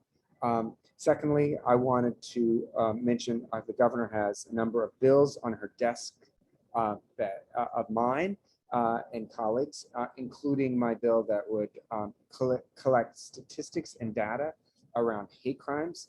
We've been fumbling around in the dark around hate crimes for too long in New York, not getting the information necessary to really address the heart of these crimes. My legislation would help change that. I have legislation that is on her desk that would stop fracking waste from being distributed on state roads as a de-icer. Believe it or not, that's what they do with fracking waste. They spray it all over the place outside the 5 boroughs because it's a good de-icing agent. But of course, it seeps into our groundwater and has the potential to do a lot of harm to the public and environmental health.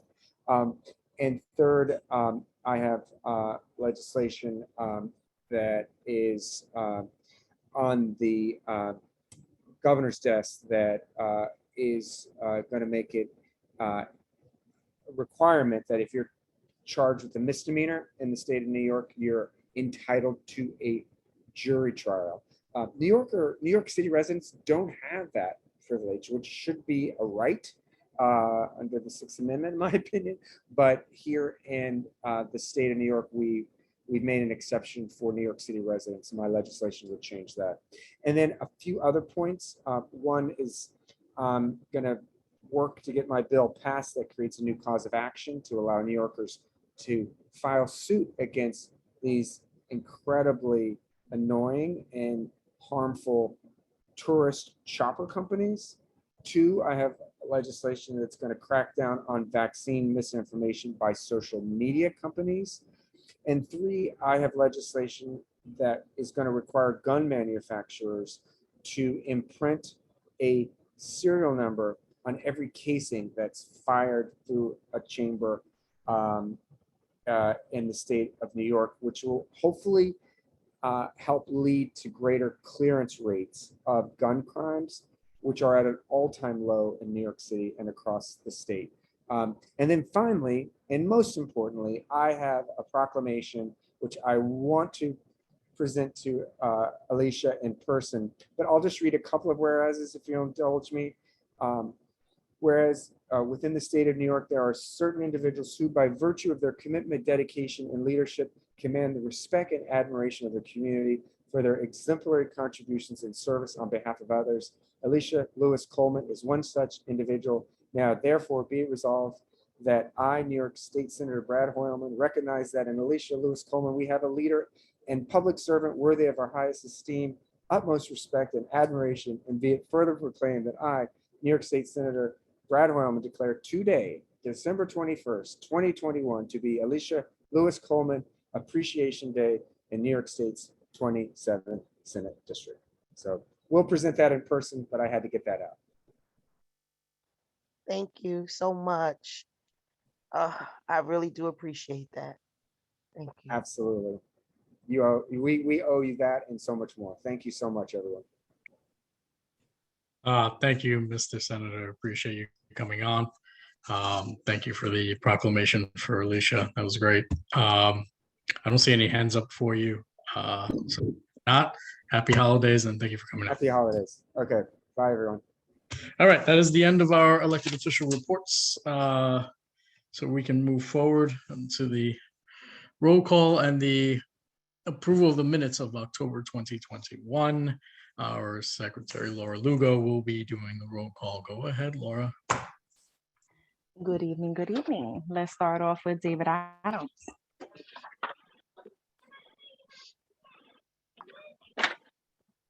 Everyone can hear me?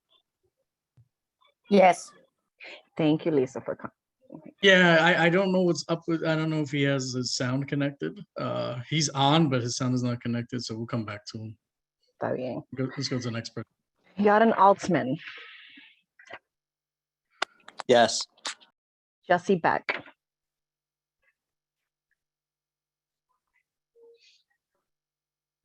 Lee Not on, absent. Next. Lee Berman, Yes. Garlin Chan, Yes. Yes. Crane,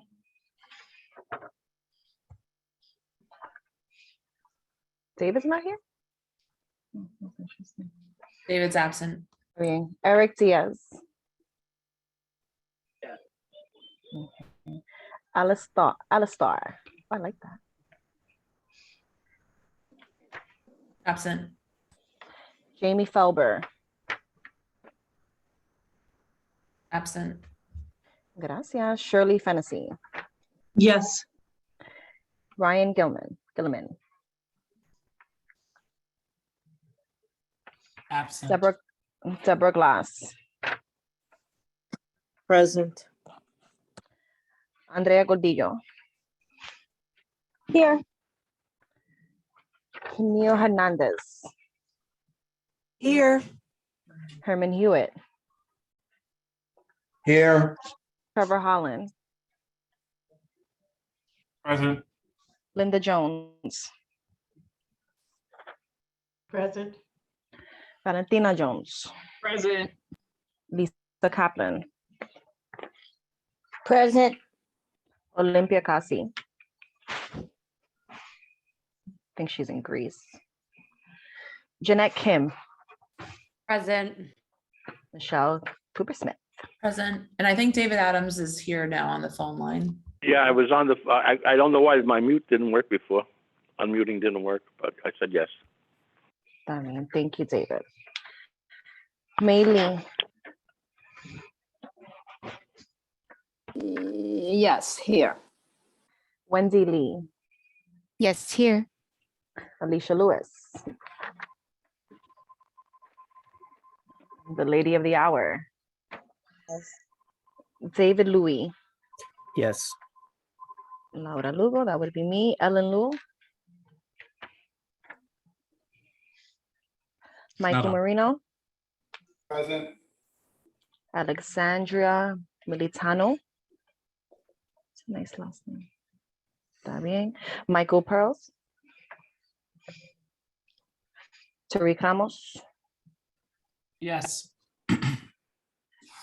Paul Rangel. Yes. Damaris Reyes. Okay. Richard Vopiak. Yes. Thomas Rosa. Present. Robin Chattel. Present. Heidi Schmidt. Yes. Larissa Schamberg. Yes. Anisha Stephen. Sandra Strother. I don't think I saw her name. Sandra's on leave. She's not here. Sorry. Danielle Tanau. Yes. Josephine Velez. Yes. Troy Velez. Yes. Rodney Washington. Yes. Estamos bien. Kathleen Webster. Yes. Jackie Wang. Yes, I'm sorry. Yes. Está bien. And let's end it with Ricky Wang. Yes. Laura, can you call out Michael Perlis again and Damaris Reyes? I didn't hear. Oh, I said yes, I'm here. Oh, okay. Michael Perez is here. And Damaris Reyes.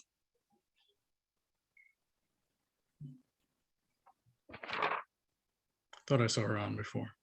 I did as well. Okay. She's here, She's here, Michelle? but she's not unmuted.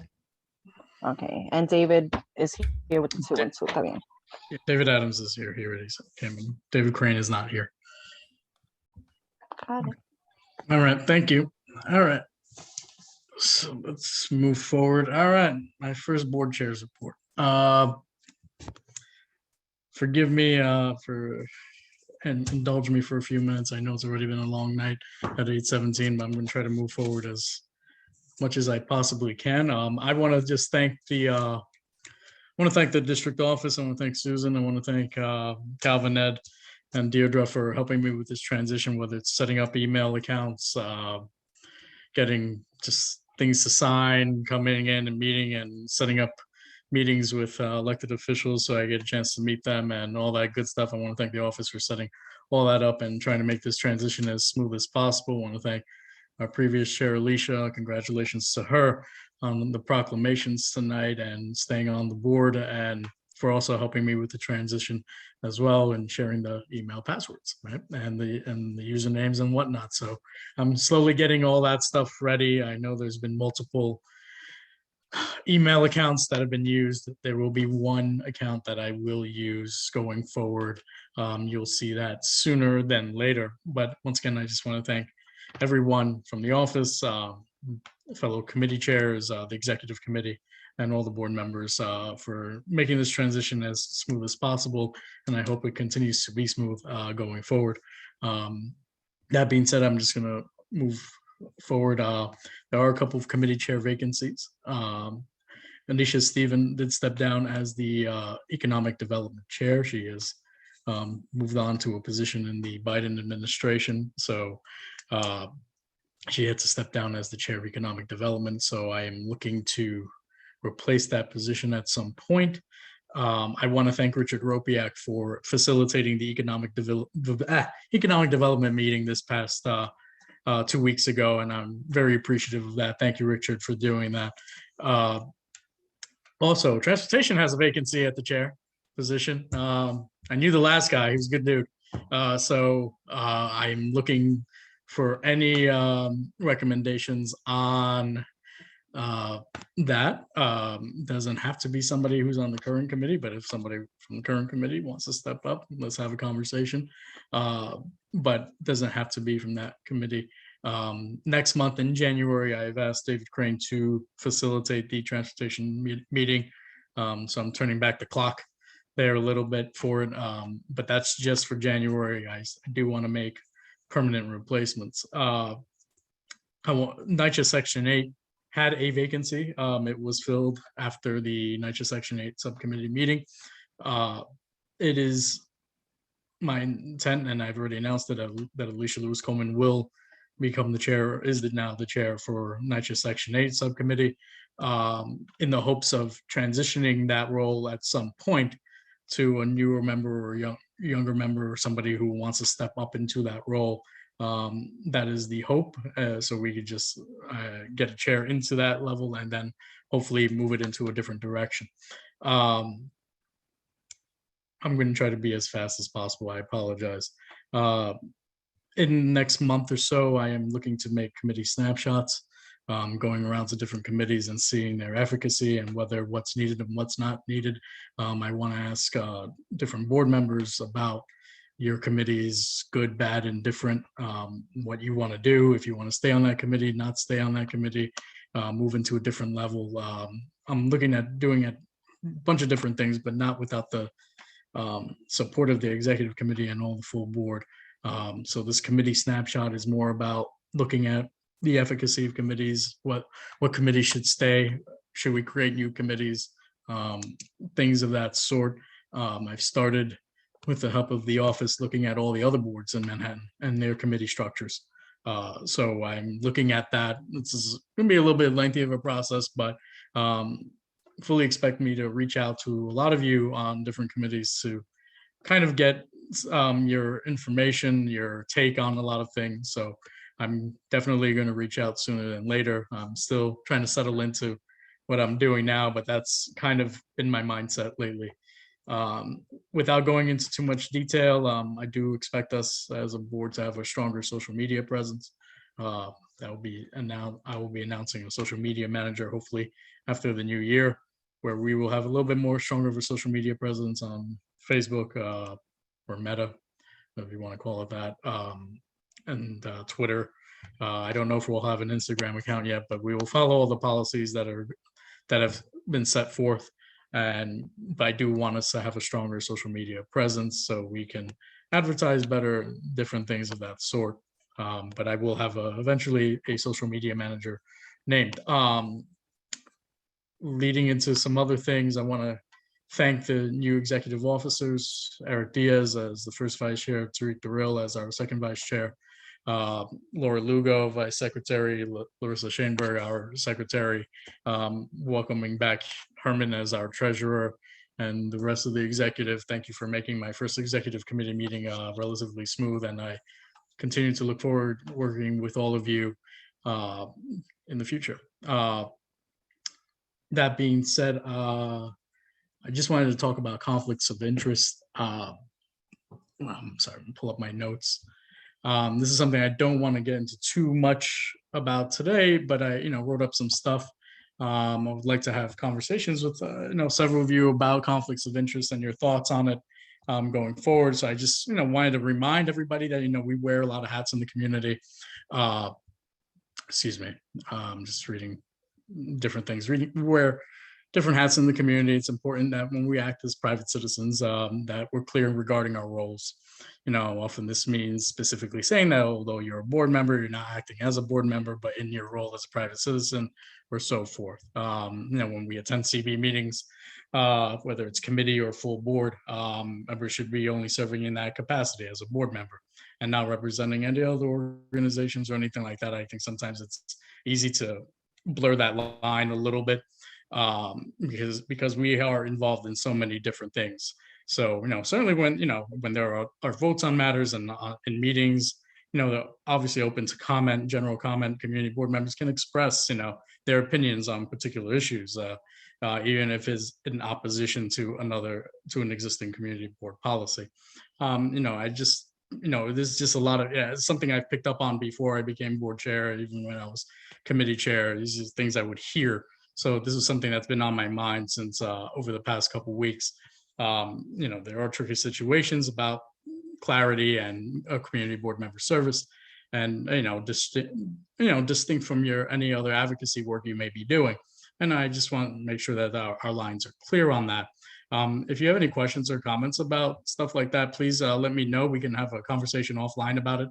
But I definitely want to chat with some of you, definitely some of the more veteran board members about stuff like that. And, I'm always asking questions to whether it's the conflicts of interest board or the office or anybody else, just so I can have better clarity. That way I'm not walking a fine line, or any other board members are walking a fine line. And I just want to make sure of that when we go forward.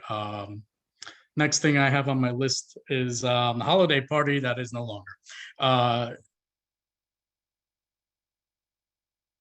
With the event coming around like it is Christmas, we have postponed the holiday party that was scheduled for tomorrow. I want everybody to be safe and healthy so they can be with their families. I know, some of my family members won't be able to make it for the holidays because of this. And a lot of people are dealing with it with their own families, and I want to make sure we don't add to it. So we will have this holiday party or get together after the new year, where hopefully things calm down and we're in a better shape. That being said, the borough board met on Thursday. It was my first borough board meeting.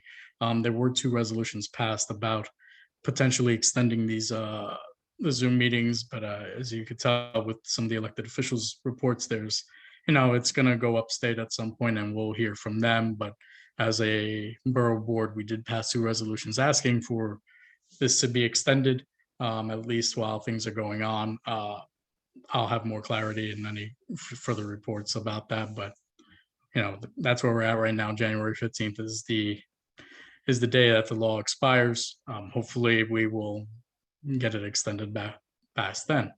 I'm going to try to be more efficient with these reports. I don't want to be that long or long-winded, but I will take any questions right now. Questions, comments, concerns, jokes, poems, lyrics? No. All right. Well, thank you for making that relatively easy on me. I will now shift it over to the district manager's report. Okay, thank you. First, I just want to announce some housekeeping. The office will be closed Thursday and Friday this week and next week. The open restaurant survey, there is actually very little community engagement by the city. There is a survey, however, it must be completed by December 31st. So I want to urge everyone to fill it out. We have it on the middle of our homepage of our website. So again, that must be filled out by December 31st. As Gail mentioned, there are the 2 virtual roundtables. So this total of 3 hours altogether is the extent of the robust engagement for 8 million people. The Village Sun is now posting at least once a month the community board calendars and agendas. So I hope that's helpful to people. We get a lot of calls because there's a lot more unsheltered people on the streets. Your calls to 311 to identify them in need of services is extremely helpful. The outreach team right now has 159 clients just in Community Board 3 on case management. That means they're actively working toward getting services and a bed. So I think that's really amazing work by them. And I just want people to know that their calls may take a while, but they are effective. I think most people know there was a fire in Reese over the last weekend. 1 man died and others are still in the hospital. And the fire was caused, I'm going to have to read the exact same, lithium ion batteries. And they were in e-bikes. There were many e-bikes. This is evidently not uncommon. So we're just urging people to be very careful. Keep batteries at room temperature. Don't put them in direct sunlight. Don't put them near anything flammable. They cannot be thrown in the garbage. They have to be recycled. And I guess that's all I can, I'll say about the batteries. Just urge people to be careful, and also over the holidays, candles, you have to also be careful with candles. We have a lot of old tenements in CB3. Want to remind people, all the board members should be getting emails 1 week before the community board meeting, 1 day before, and 1 hour before. Most people now know they should use those links, not the links on the website. The links on the website are for the public and don't allow you to enter as a panelist. So please use the link in the email you get. If you're not getting the emails, please let me know. And I just want to remind people of the work you do on district needs and budget priorities really is useful. Margaret mentioned a number of funding parks. Margaret has gotten a tremendous amount of funding for parks over the last several years, and every one of those has come from our budget priorities. So I just want people to be aware that the work is very useful. Thank you. Okay. Thank you, Susan. Is there any questions for Susan or no? I don't see any hands up. If I don't see any hands up, we're going to move to the committee reports. The first committee report up is the executive. The only thing I mentioned at executive outside of what I said to the wait, I'm gonna hold up. I see Yunlin finally came on. Did you want to speak for a second? I don't know if she's on in the attendees or panelists. Hey everyone, can you hear me? Go ahead. I'm so sorry. I can't show my face apparently on this thing because I'm not a panelist, but I wanted to say hello to everyone, even though, oh, hello. I think did she cut off or? I'm so sorry that I couldn't come in earlier. And I wanted to say hi, and apparently Samson wants to say hi because he's like right here. But I wanted to, just briefly just let everyone know, because I know that Amy already gave the report, so I didn't want to again add on to the same things. But I wanted to say hello to everyone and to basically tell everyone happy holidays. I know that things are really tough right now, as we are just having to continue to be distanced on certain things.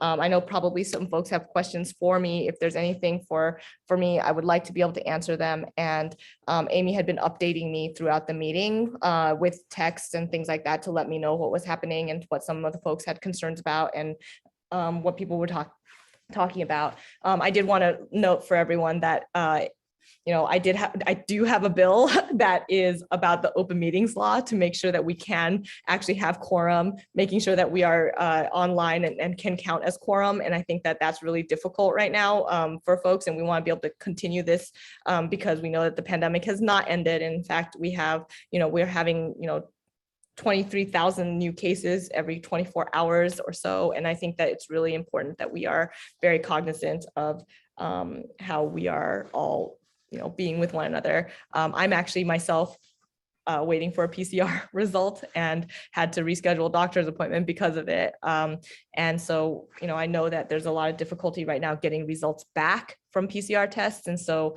folks, just let me know if there's any difficulties that folks are having. My office is still very much able to supply a lot of masks to folks. I know that there is a high cost to some of these at-home kits, et cetera. We know that we're talking to the White House. We're talking to also the state legislature and the leadership that we have, and also on the city level to make sure that we have some of these testing kits available to folks. I'm really grateful that folks here are still, letting me know when certain folks are needing help so I can get that help to folks. We were able to this year, we do a turkey drive once in a while, but I think that, in the last couple of years, we did it because we knew that there was a necessity for food. And I want to thank everybody who was here that helped. I know that there was a lot of folks. I mean, Eric's here, Carlin's here,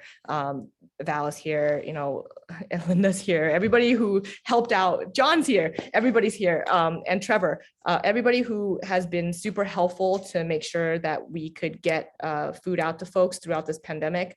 We've been out there every single day, but we couldn't do it without our community partners. We couldn't do it without folks who were able to lend those hands and legs to be able to help us to get that food out there.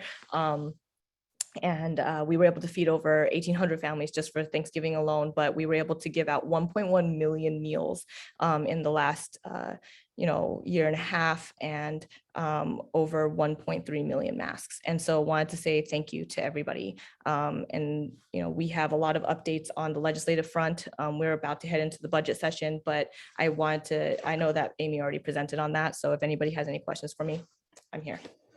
All right, thank you. Valentina, you're the only one with your hand up. Go ahead.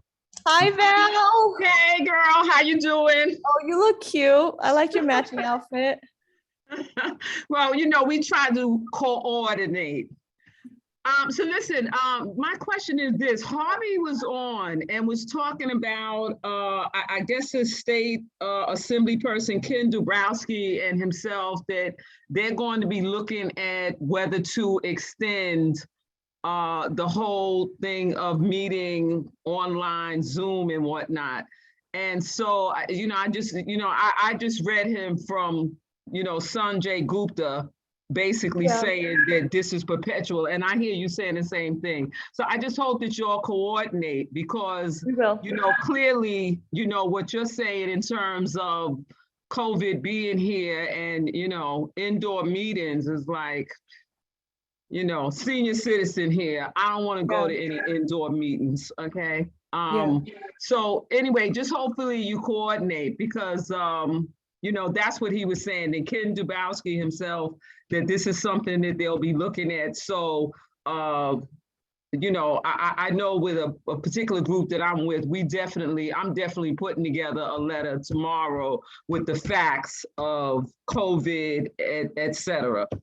So anyway, just hopefully you'll coordinate. That's my one thing here, because I think we're talking about lives, we're talking about illness, we're talking about people dying. And these numbers just don't have to be looking like this. Thank you. Absolutely. No, you're 100% correct. And I appreciate your saying that. And I think that there is a public hearing. There's multiple bills on the table, some just about, you know, making sure that it could be a hybrid. Some people saying that it could be all the way across, and then but some just mandatory for like the site, including how to get access to the public hearing. And then, you know, there's like different things. Mine is definitely obviously making it so that it's easier to get quorum, right? To make sure that seniors, folks who have pre-existing conditions, you know, that you can make sure that it be counted as present for the meeting so that people could take votes, right? So I think that that's really important.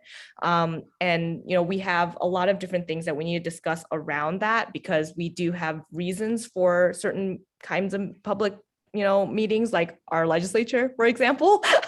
Our own legislature is under that law too, right? So we have a lot of that to discuss. Right now, you know, we are still going to be meeting in person. That's going to be really, really hard for some folks who are now positive for COVID. That's going to be happening for some of us in the legislature, actually, because there are people who are positive, and some people have tested positive for over a month, you know, and I think that, you know, this is something that's really important to discuss right now. So I thank you for, first off, being a medical professional yourself and having that background and understanding it, and then being able to articulate it. You know, just one more thing with that, because people talked about the place. One of the issues here in New York, Manhattan, because every so often I got to go and make a medical appointment. You get on the bus. The bus is a real experience at almost any time. And, you know, like some of the folks that get on with the mask under their chin and don't pull it up look like, and you say something to me and I will whip your behind here on the bus. So a lot of times it is very hard to get on the bus and not be near somebody that doesn't have a mask on. So I don't care what place you're talking about. If somebody has to get there, getting there can be a serious problem. Thank you. So thank you for what you're saying, and just please advocate for life, for safety, for health, for people not dying. Thank you.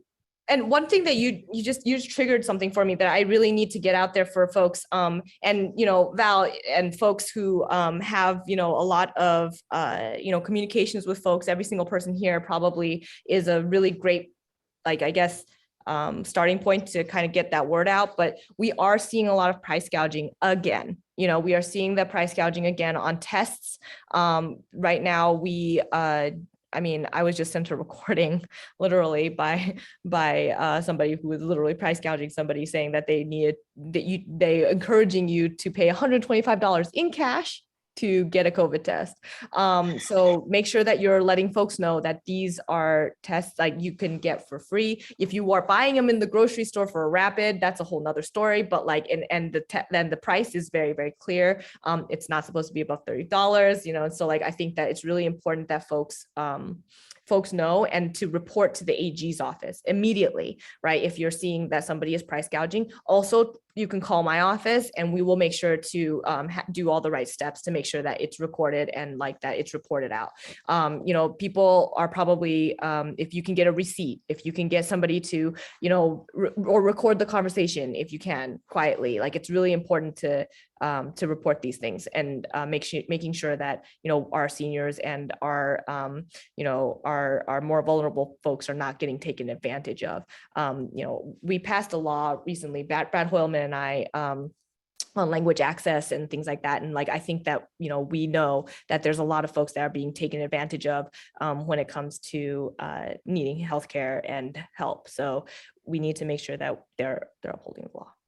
All right. Thank you very much. All right, so let's move on. Thank you to the rest of the committee reports. Thank you for coming on, Assembly member. I appreciate it.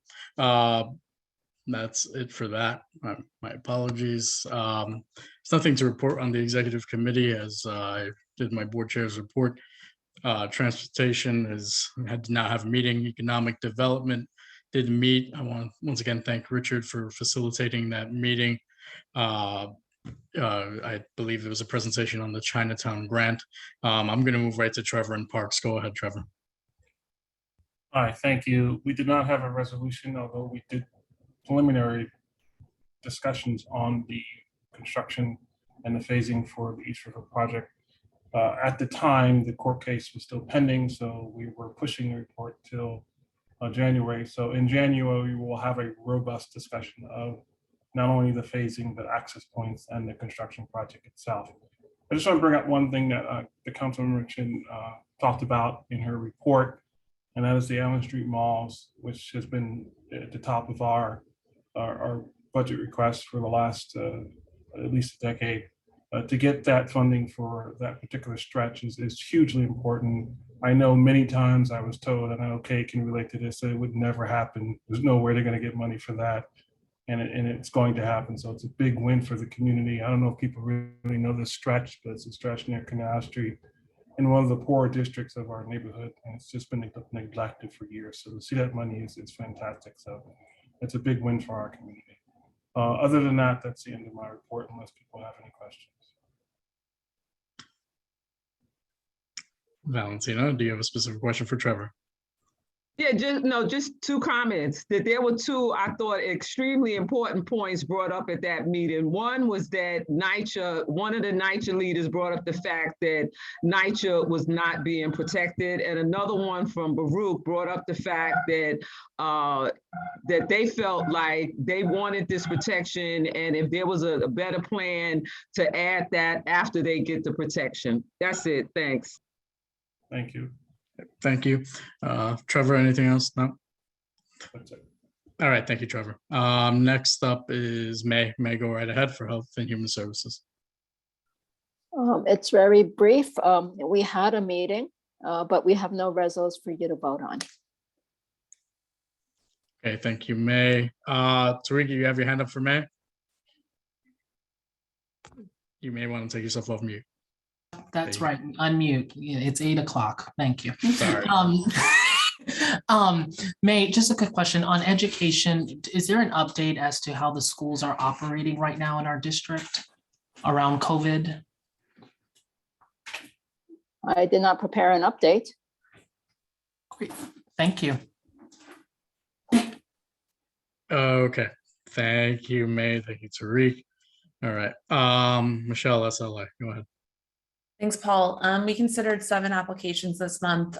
6 of the 7 signed their stipulations. So we roll one of them, number 12, 210 Avenue A, did not sign the stipulation. So as per normal, I would ask that we change the resolution to a recommendation to deny. Laura, I sent you the updated version of the resolution so that you can add it to the minutes. If anyone has any questions. Yeah. Go ahead. Go ahead, did you see the email I sent you about number 15? It was administrative approval. But they never submitted anything. So I think we have to, I don't know if you want to vote to deny or whether you want us to just not approve it. They've sent in a 30-day notice, so I think we should vote to deny. Okay. So everyone understands this was an application for an administrative approval, which means that it was for a beer wine license that would close by 12 a.m. every evening. We do not hear these types of applications at the committee meeting. The board voted on that several years ago for these to be administrative approvals. Susan, how would you recommend doing this? Because we haven't had to do this sort of thing. Right, this is the very first time. So what to let everyone understand the applicant said, I'm going to close by midnight, meet all your stipulations, sign everything, and I want to apply for administrative approval. So it's on the agenda that way. However, they never submitted anything and don't answer our emails. So I think what we should have to do is just change it to Community Board 3 denies due to lack of information and response from the applicant. Okay, so Lisa has her hand up about number 15. Yeah, I just wondered what the issue was that the applicant couldn't agree to in the proposed. You mean number 12, which was an 12. LP, number 12? Okay, so Yeah. so number 12, the issue was that we had asked for them, this is the committee agreed on, closing by, they had asked for 4 a.m., which we did not approve as a committee. We had asked them to close by 2 a.m. on the latest on weekends, and they seemed to not want that. And also we asked for no live music or performances, which they had asked for, which the committee did not feel was appropriate for that location, which is Upper Avenue A. Yeah, sounds good. Glad. Thank you. Yep. So, okay, so for number 15, is there any objection to Committee Board 3 entering a denial for this administrative approval license because the applicant did not respond to the office's emails, never returned or never returned any information that was relevant? Is there any objection to that? As a member of the committee, no. Thank you. No Herman. objections. Okay, hearing no objections, this resolution passes. Susan, I'll just write up a sentence or something so that we can enter it into the minutes. Does that make sense? That's fine. And, that's fine. And we usually write the letters for administrative approval anyway. So if you vote to deny, we'll just put that in the letter instead of saying no objection. Okay, thank you. Thanks, everyone. I have a quick question about Sure. that. In the vote sheet, it does say not administratively approved. Yeah, Correct. Ed changed that, but it doesn't, that's not a denial. Okay. I see. All right. Thanks, Paul. Thanks, Susan. Thank you. Didn't hear any objections on that. All right. There was no landmarks meeting, right, Linda? Correct. All right. Thank you. All right, land use, Jackie, go ahead. Thank you, Paul. We did not have any resolution this month. The Land Use Committee is working on creating a sustainability and resilience questionnaires for future developments. And the Urban Fellow on this project came to present her work. And some committee members want to be more involved in this project, and we are still trying to figure out a process. And committee member also expressed interest maybe in the future we can expand the questionnaire to include other priorities such as affordability and community giveaway. That's it. Do you want me to talk about nature or wait later? You can talk about nature now, it's fine. Okay, so at nature, we discussed the nature blueprint legislation, and tenant leaders expressed concern about privatization, governance, insufficient outreach, and etc. We were told by the elected officers that the legislation is not expected to return in the near future until they have further conversation with the tenants. And also, like Paul announced earlier, Alicia is the new chair of the subcommittee. So next month, I'm not reporting on next subcommittee. Oh, actually, maybe I still need to report actually. Yes, Jackie. All right. Susan, is your hand still up from this or something else? No, I'm Okay. sorry. Okay. All right.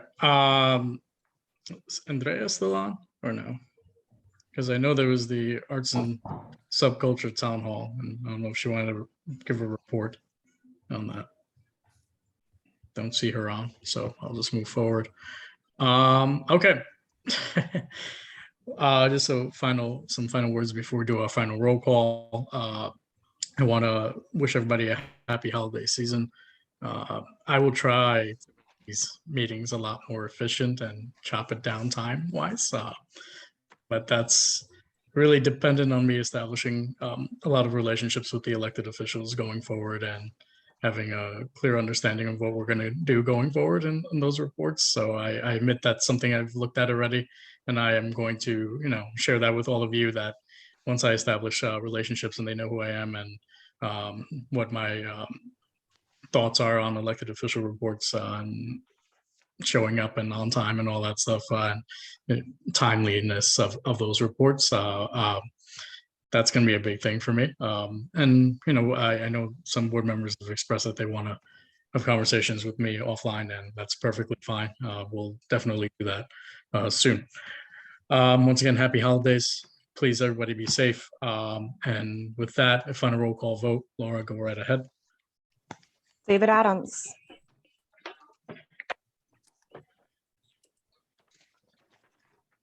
David Adams. Excuse me, are we voting at the items or are we just taking, or both? This is the final vote for on the agenda items. On the Guys, resolution. can you hear me now? And David. I say yes. Yaron Altman. Yes. Jesse Beck. He's absent. Berman.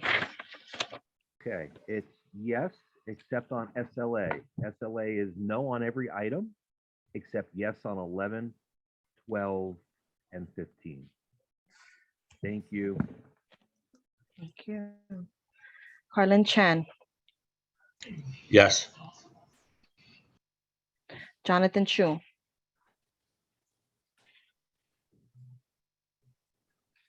No.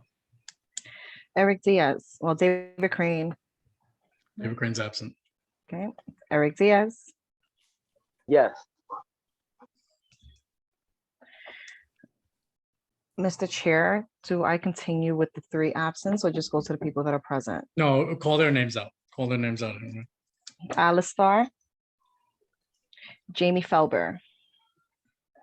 Shirley Fennessy.